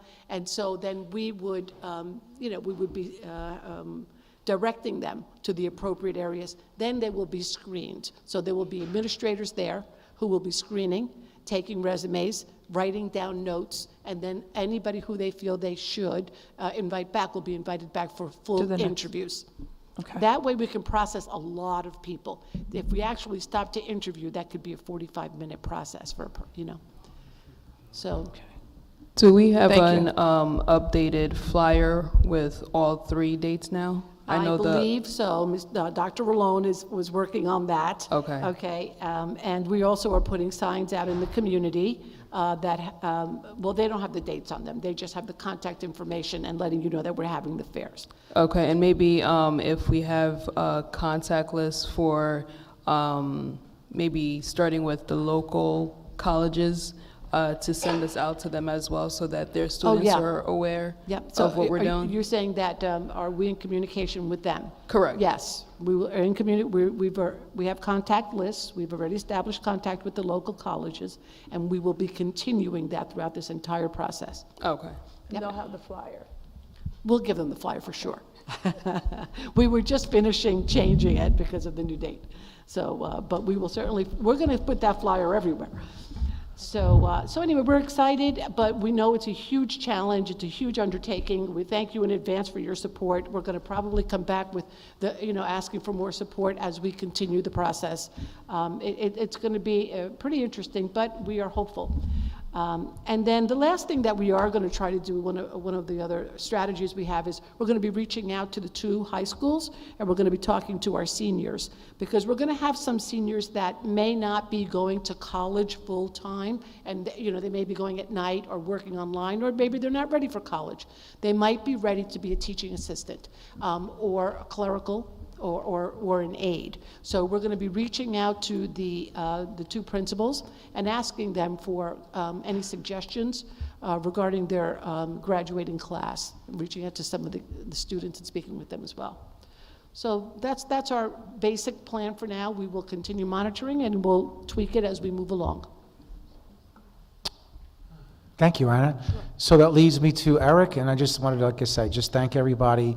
Hopefully the public, this was transparent, user-friendly, provided information to the public and the board, and now we're to the point where Eric is going to give the updated numbers, and then we will proceed back with our agenda items. So, Mr. Stark? Thank you. So, Mike, before I start, same thing, I just wanted to thank the entire team, those that presented at the last meeting, those that presented tonight. Thank you, everybody. This has been a truly collaborative effort between the administrators and, you know, down to our building level administrators as well.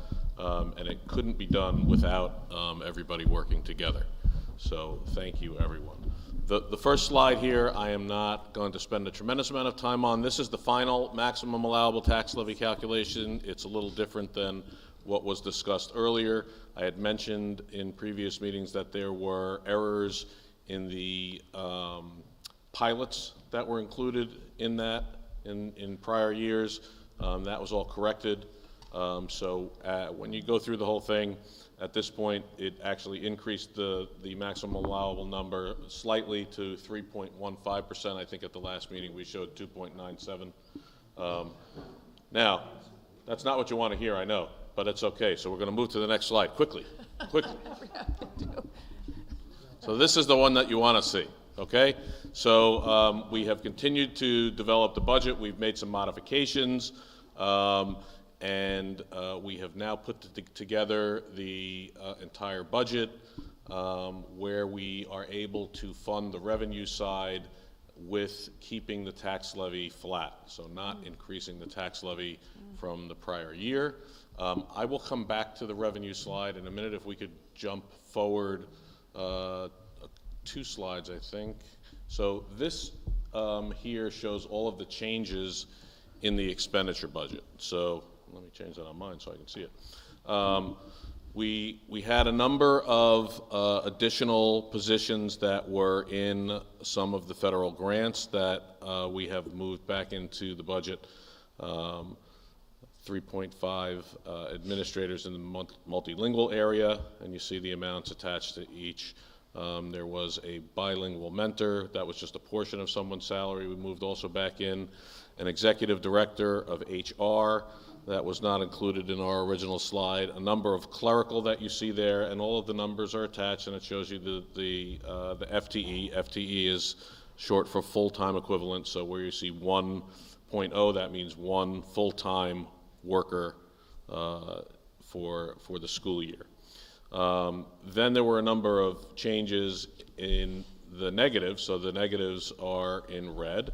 And when we first look at our medical insurance and the cost for that during the year, we use our most conservative projections. As we get closer and closer to see what the spending is, and then also get the new rates that are available, and then have the projections on the number of employees that we're going to have, I was able to reduce that line by nearly $1 million. Dental insurance had to be increased slightly, but vision dropped by $50,000. And then, as you know, we have a lot of vacancies in this budget. So there were 3 areas that were built into the budget, which I have always built into all of my budgets in certain areas that you see at the bottom here.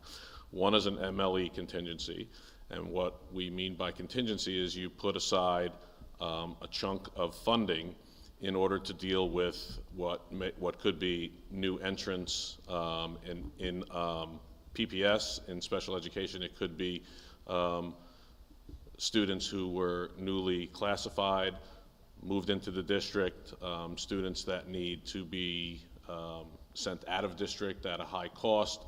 So it's a very common practice for you to put contingency amounts in the budget for things that can happen during the school year. Because we have all of the vacancies that we do have, it seemed egregious to leave all of those contingencies in the budget, so I have removed those. So you'll see the 3 lines there were reserve salaries for PPS, the PPS contingency, and the MLE contingency. I've removed all of those out of the budget. So all of the pieces that you see here, when you add them all together and take out the reductions, it's actually a reduction of the overall budget by $288,000. Okay, so if I back up one slide, please. This then gets us back to the revenue budget.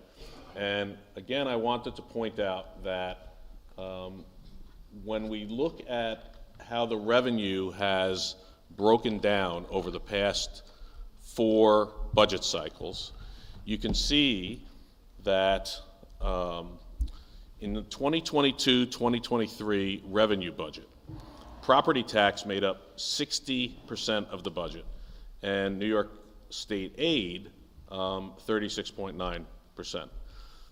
The state has increased its funding to us in state aid substantially over the past 3 budget cycles, to the point where when you look at that pie chart for the 25-26 revenue budget that we would be proposing, state aid is actually now the largest piece of the budget, okay?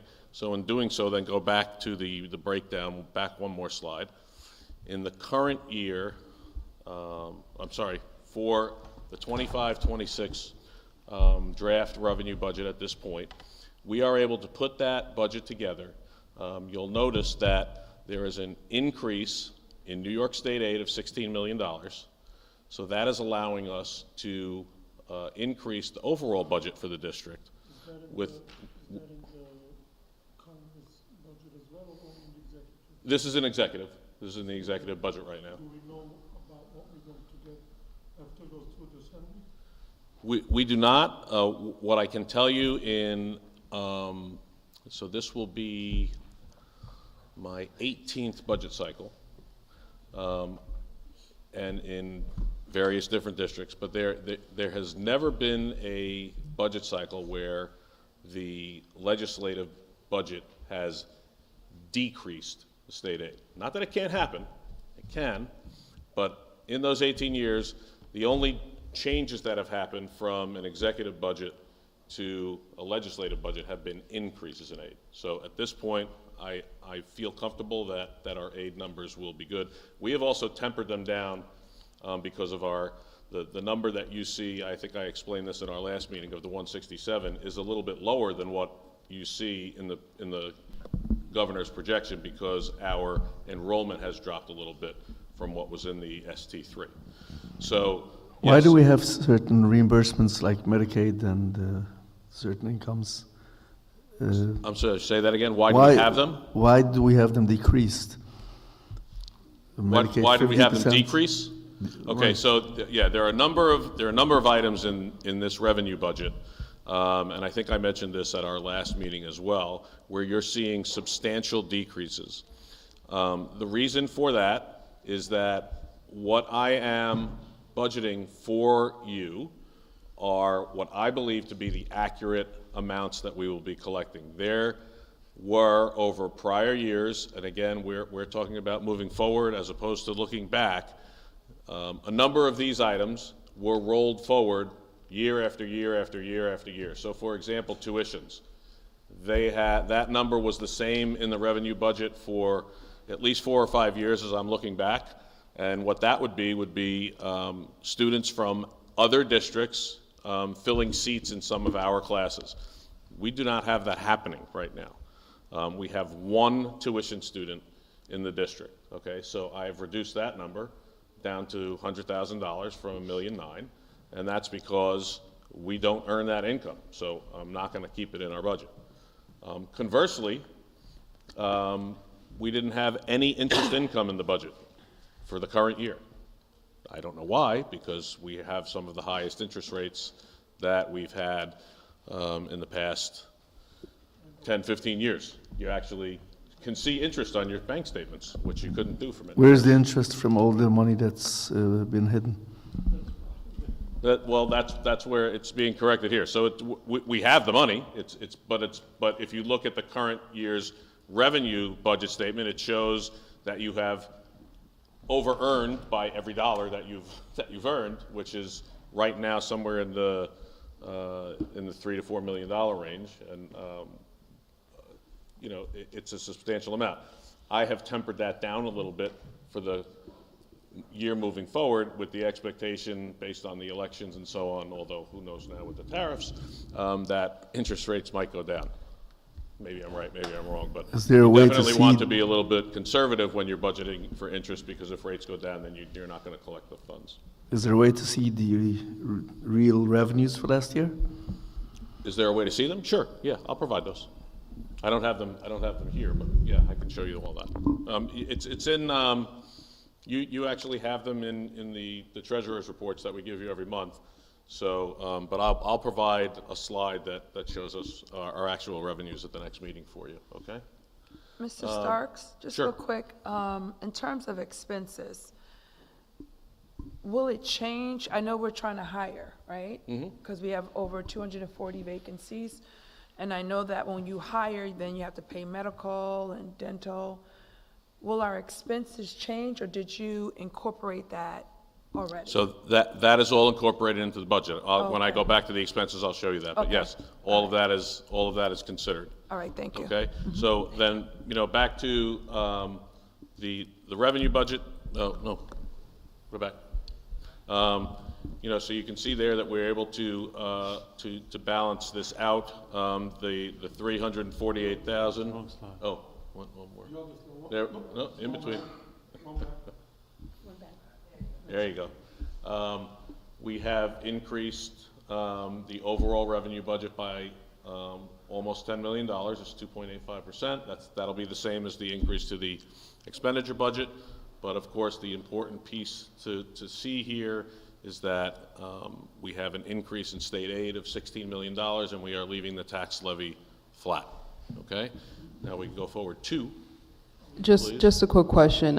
When we talk about vacancies, are we also, or is this included, retirement, staff members that may Yeah. retire? Yes. So You can see just a portion of that on this slide, so that's why I brought this one back up. So if you notice, at the top, we added a number of FTE, right? So as a result of that, at the very bottom,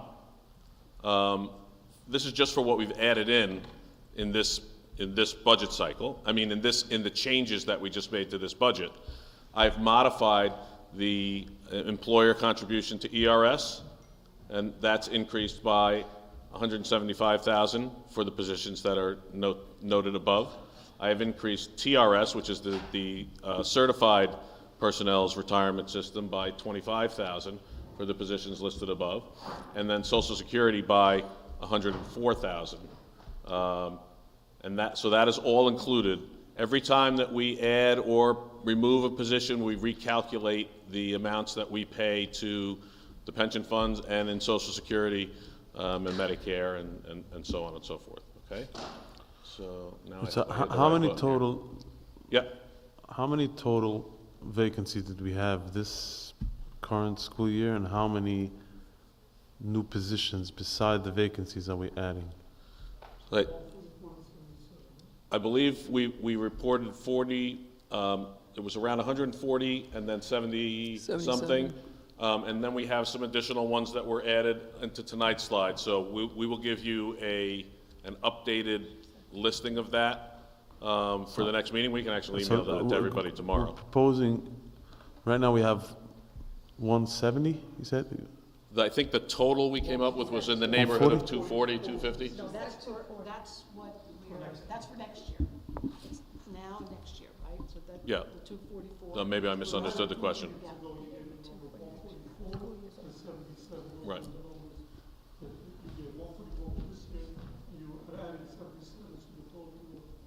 Correct. So moving forward, 240 for the year coming up? With the things that were added in today, it's approximately 240. Yeah. Okay. But also, as the school year continues, for this year, we still have people either resigning or retiring, so that number is actually increasing. Yeah. It will. It's It can. steady now, Yeah. because we're almost at the end of the year. The retirees normally retire June 30th. You know, we will have a few people leaving, but we'll continue to hire too. Correct. Because I also understand that we may have a few people who are interim where we will need to fill those positions permanently. Do we even consider, like, there's teachers that can retire for other districts? Have we considered, like, I don't know if it's possible, like, give them a waiver, because isn't it less expensive for them to be teachers? Sometimes, yes. So, you know, we post, and people have to apply. So, but to get a waiver, right now, a waiver is not required. The state has said that a waiver is not required for this year, but it likely will be required starting July 1st.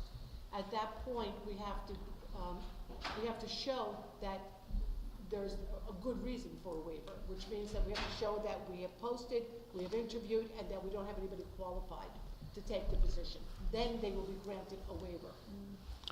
Right, so I'm going to ask a similar question that I asked last 2 weeks ago. We absolutely need to fill these vacancies. My question is, why are we adding more vacancies to be added before we fill up the current vacancies that we have? I mean, even 100 vacancies to fill up in a year is a lot of vacancies. 240 is even. I mean, Sure. So it's a good question, but the issue is that we have vacancies in different areas. So, for example, we really ought to have teaching assistants in bilingual classes. Our student performance, as you know, is really not very low and very poor. So having teaching assistants in kindergarten classrooms and in bilingual classrooms is an ongoing vacancy issue for us, and we're going to really try to fill them. Now, that's about 35 people right there. Wow. See? Other vacancies that we've identified ongoing, 44 E&L bilingual teachers. That's been there all year long. So, and we're mandated by regulation to hire. Then the other piece that we're identifying now, in order for us to move the needle on student performance, we really need to fill some of these vacancies, things that would provide instructional leadership for our principals, our teachers.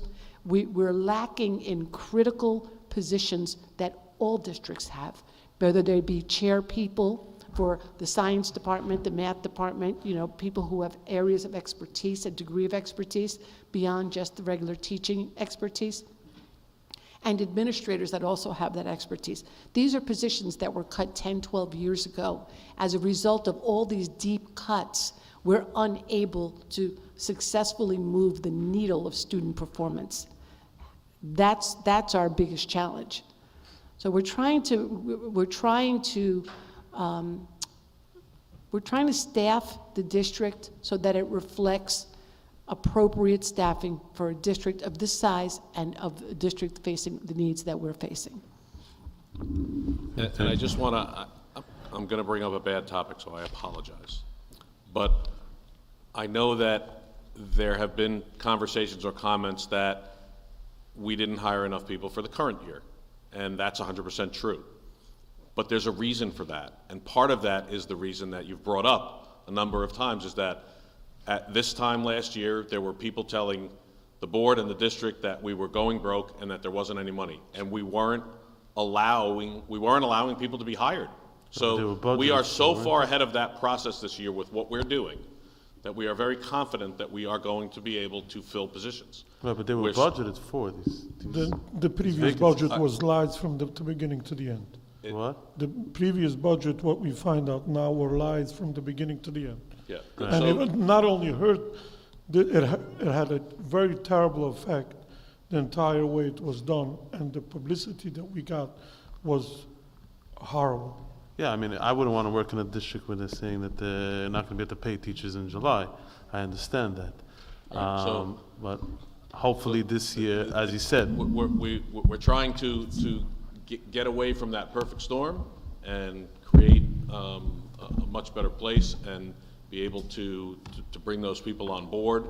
And again, with what you've seen presented to you from Anna, is just, so much farther ahead of where we were at this point last year.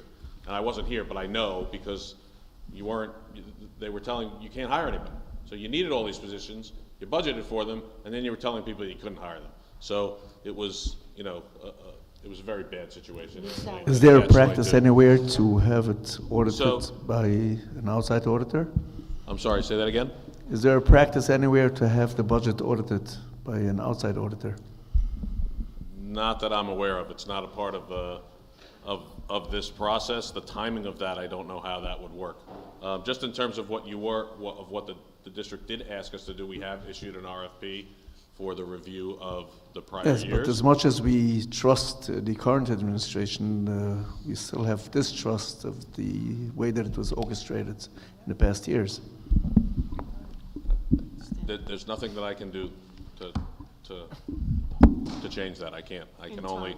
Yeah, I mean, we'll work to change that view. And I think when you see everything that we provide to you, which I provided to you a lot of documents that have very detailed notes, that you can see everything that is in this budget. And if you have questions about it, I want you to let me know, and I can hopefully answer them for you. But I can't go backwards. So this last slide has the breakdown of the expenditure budget as it has been modified in all the different areas. As you recall from our last meeting, I explained to you that multilingual education was not necessarily budgeted in the right section of the budget. So we have, you'll see that there's a large decrease in general education and special education, and a very large increase in multilingual education. I would hope that special education is the same reason that it wasn't budgeted right, because there was a lot of adjustments done in special education, and the outcome is that all the parents are crying that the kids are not getting the services. I know there were issues in the beginning of the year, but the outcome of that is the kids are lacking horrible. The kids are not getting services they need. They're all crying. Every day parents are calling. They don't know what to do. I don't know if it was a money issue or other issues. What we did this year is very bad. It needs to get on the right track. It's on a bad track. So without me completely understanding exactly what those issues were, what I can tell you is that the entire administration here is new, and we knew coming in that there were lots of challenges that we had to deal with, and I think we have been doing that, and hopefully we've been doing things a little bit better than what you had seen in the past. Most of the things I really appreciate, actually, was going to commend for a lot of things that was done. The special ed became horrendous. Okay. Including multilingual and Yiddish-speaking educators. That's part of the special ed issue, because special ed kids that go to the schools are multilingual. There's no Yiddish-speaking teachers at all. They were pushed back and forth, basically made and what the president was saying before, the communication was horrendous. The parents were harassed for asking basic stuff. Special ed needs huge repairs. So I'm not going to get involved with personnel issues in public. If the board wants a further conversation with that, and we can have our PPS, assistant superintendent come in and speak to you about some of the issues. There's a lot more to it. And I have had personal conversations with leaders of buildings, and we've asked to be helpful, and we're asking about moving forward. So I'm not going to talk about personnel. That's not appropriate. We can have a further discussion in executive session, maybe at our April 8th meeting, to further elaborate on what some of these concerns are. Thank you. Okay, let's move on. Okay, so, Sabrina, did you have a question? No, you can finish first. I was going to say that I'm going to be wrapping up and passing it back to Sabrina? Anthony, so what's your question? No, well, it's not really a question, but just for clarification purposes and more so to highlight and sum up everything that I'm hearing. So it sounds like there will be a 0% increase, and that we will be keeping the same amount that we had this year in terms of the budget amount, with additional support in providing more staffing and being able to make repairs to a lot of our facilities, and addressing a lot of the concerns that the parents and students have brought to our attentions, especially at these board meetings. So if that's correct, I want to make sure that we as a board, share that with our community and let them know that, because I personally can say that we have tried 0%, and with that 0% came, we were asked and told to make cuts, and I'm not hearing that tonight. So You're not. So we're telling you that, again, an important piece of that revenue budget was that we have received substantial increases in state aid over the past 3 years, including an additional $16 million for next year.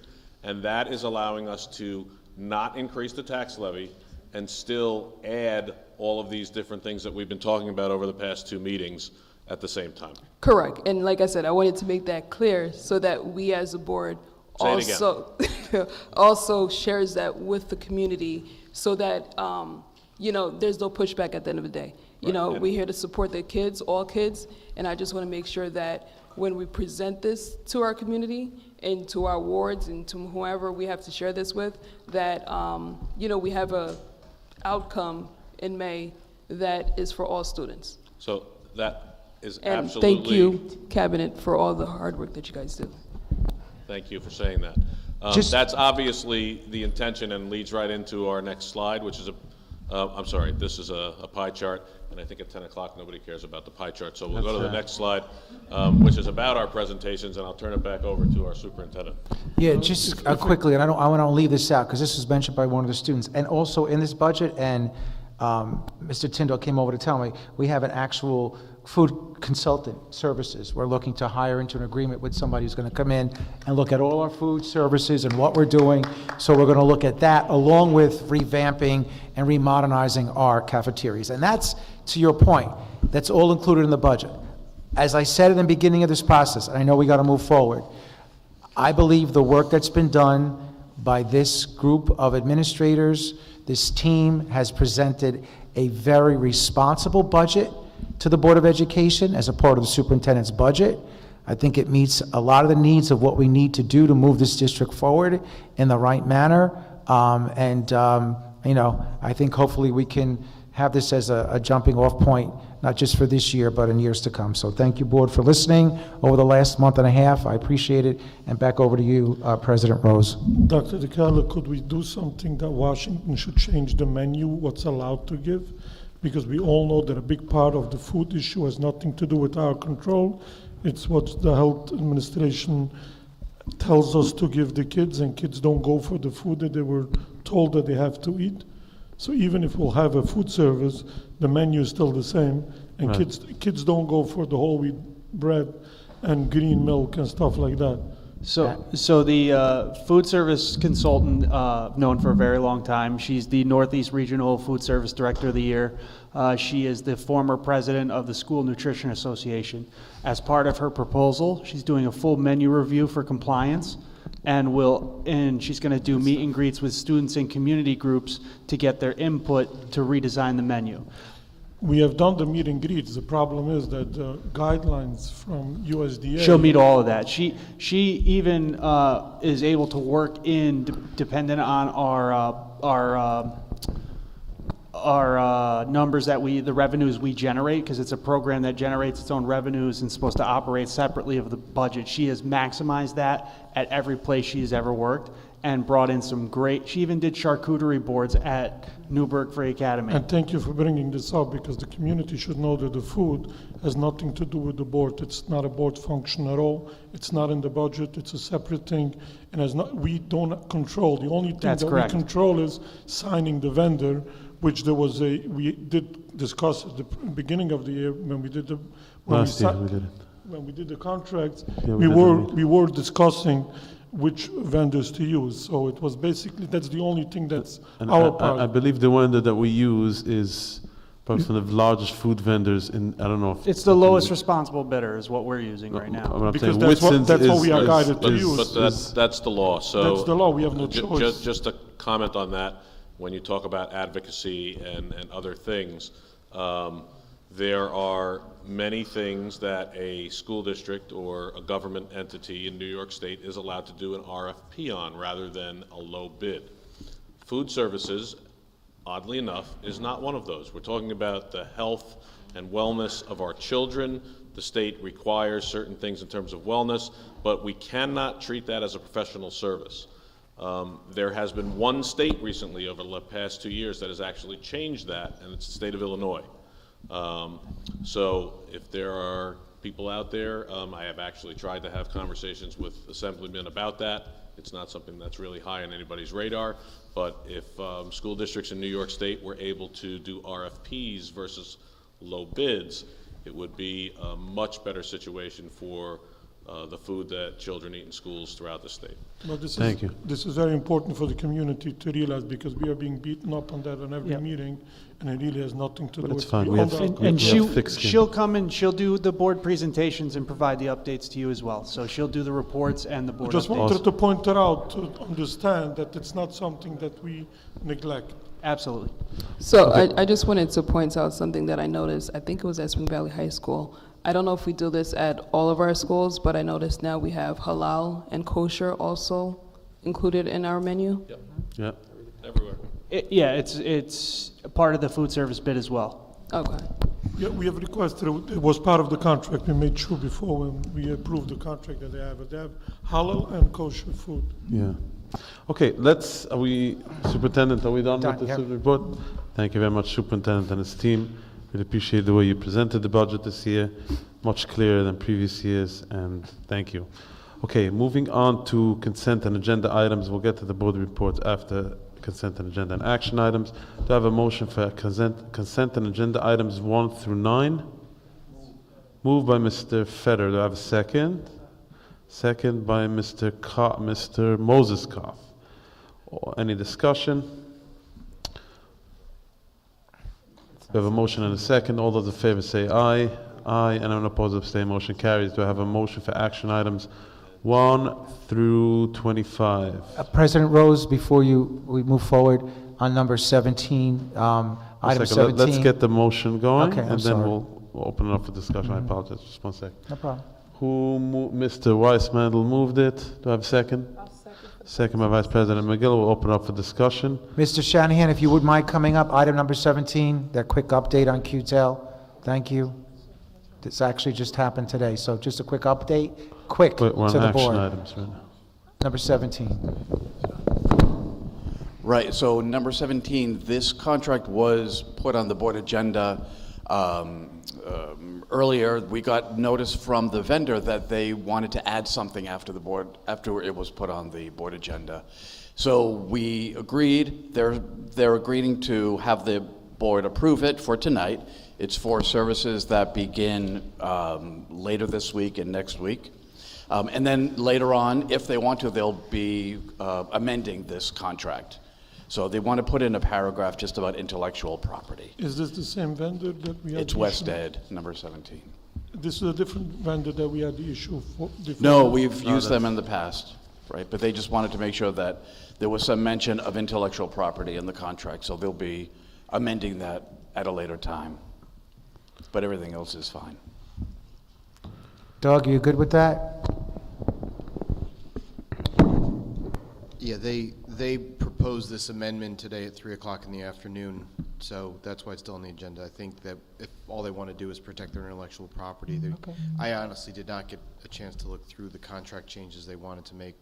The one they identified for Daniel was related to intellectual property. If that's the only substantive one, there shouldn't be a problem. But if this comes back with an amendment, we just want the board to be aware, approving this, understanding there may be an amendment on April 8th. So that's why. Thank you, Doug. Item 16, we have disposal or obsolete, outdated, damaged stuff. Is that stuff that you cannot sell? Because you have everything bunched in one language. Is that things that we can auction off? We can't. It goes to the garbage. What's the story with those computers? Yeah, those are the damaged Chromebooks as well, included in there. Damaged Chromebooks that kids have broken, and some of the hardware that's not out of warranty. You can't even update the software on them anymore. So, and you'll see some of the old monitors that we only replaced with the new ones. So.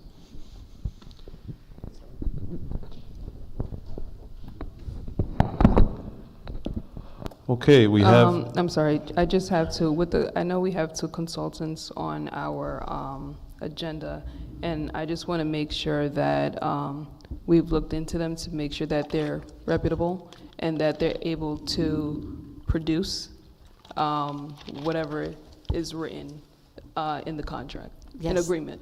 Yep, so we do have two people, and I know there was a question because there's different money being recommended for each one of them, different per diem rate. And so one of them is experienced, retired, they're both retirees. One of them is an experienced human resources administrator, civil service, not certificated, but she has worked in a number of districts in Westchester, pretty much running most, if not the entire HR department. That's the higher rated one. The higher, even though she's not certificated in civil service, she has a lot of skill. The other one ran a clerk office for the courts. She was the chief clerk. So she was, she's adept at contracts, running a staff, working with clerical, moving paperwork forward, good thinker, also retired. So these two ladies are going to help with the hiring, organizing. The one that has the higher rate has more skill and knowledge about very specific things associated with hiring and with the civil service. And this is with the purpose of hopefully being able to fill the vacancies that we have, all the vacancies. They're going to that we help. have. Okay. They're going to help organize. Thank you. Okay, we have a motion and a second for items 1 through 25. All those in favor say aye. Aye, and none opposed, abstain, motion carries. We will now move on to future meeting dates. Regular meeting is scheduled for April 8th, 2025, beginning at 7:30 p.m. in the PLCC Room and Administration Building, 105 South Madison Avenue, Spring Valley, New York. Board reports. Any board members have any I'll reports? share something real quick. I just want to say congratulations to the CACIAT for putting on a great show. They did the High School Musical Junior. I also want to extend to our community and to our community and our district an invitation to go and see Once on This Island at Spring Valley High School. That's going to be March 27th and 28th at 7:30, and March 29th at 3 o'clock. I would like to make a recommendation. I've been trying to see if this is something we could do for years, where we have the shared K through 12, so that our elementary students can also come and see. And I think that's how, when we talk about building the arts, how we get them interested in hopefully participating in musicals and dramas once they get to middle school and high school. Thank you. Vice President? Thank you. First of all, I just want to say thank you to Mr. DiCarlo as well as the cabinet for allowing our students to use their voices and really paying attention as to what they're presenting and trying our best to make sure that we take care of their concerns. So thank you first for that. And then I would like to also encourage qualified individuals, because this is important, to attend our job fairs. And again, you had the dates up there, but I want to mention it again. Saturday, April 3rd, I'm reading this wrong, April 5th, 10 a.m. to 3 p.m., right? Wednesday, April 9th, 4 p.m. to 6 p.m., and also added was May 8th, that's that Thursday, from 4 to 6 p.m. And all this takes place at the PLCC room at our administration building. But I also want to do this, and I think this is important.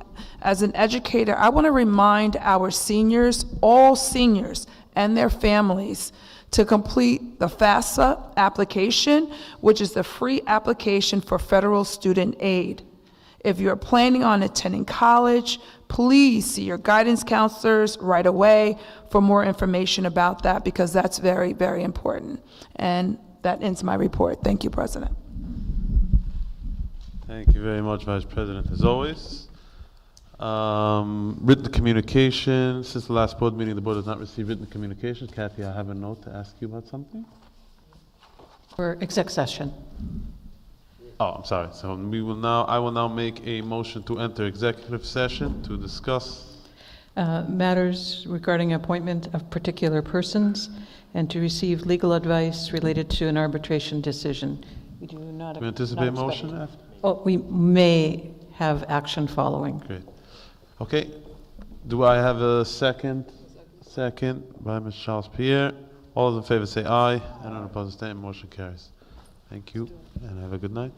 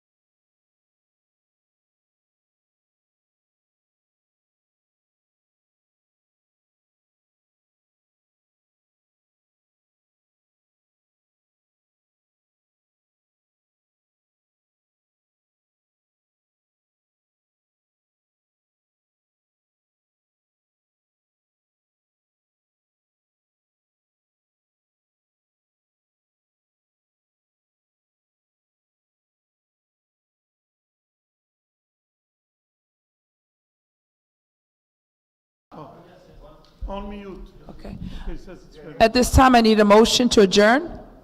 No, we have to vote, no? We're voting? 1, 2, 3, 4, 5. Yeah, we need a motion. I'll do this off the cuff. Mr. Gerhart, Are we gonna, yes? I think we have we're an doing it action now. item? or- Yeah, a motion to approve filing an appeal in Rockland Supreme Court to appeal the decision in the arbitration case number A2023-332 under Article 75 of the Civil Practice Law and Rules. Motion made by Weismandel, second by Gruber. All in favor? So carries. Any opposed? So carries. And at this time, motion to adjourn? Motion made by Gruber, second by Weismandel. Have a good night, everyone. Thanks.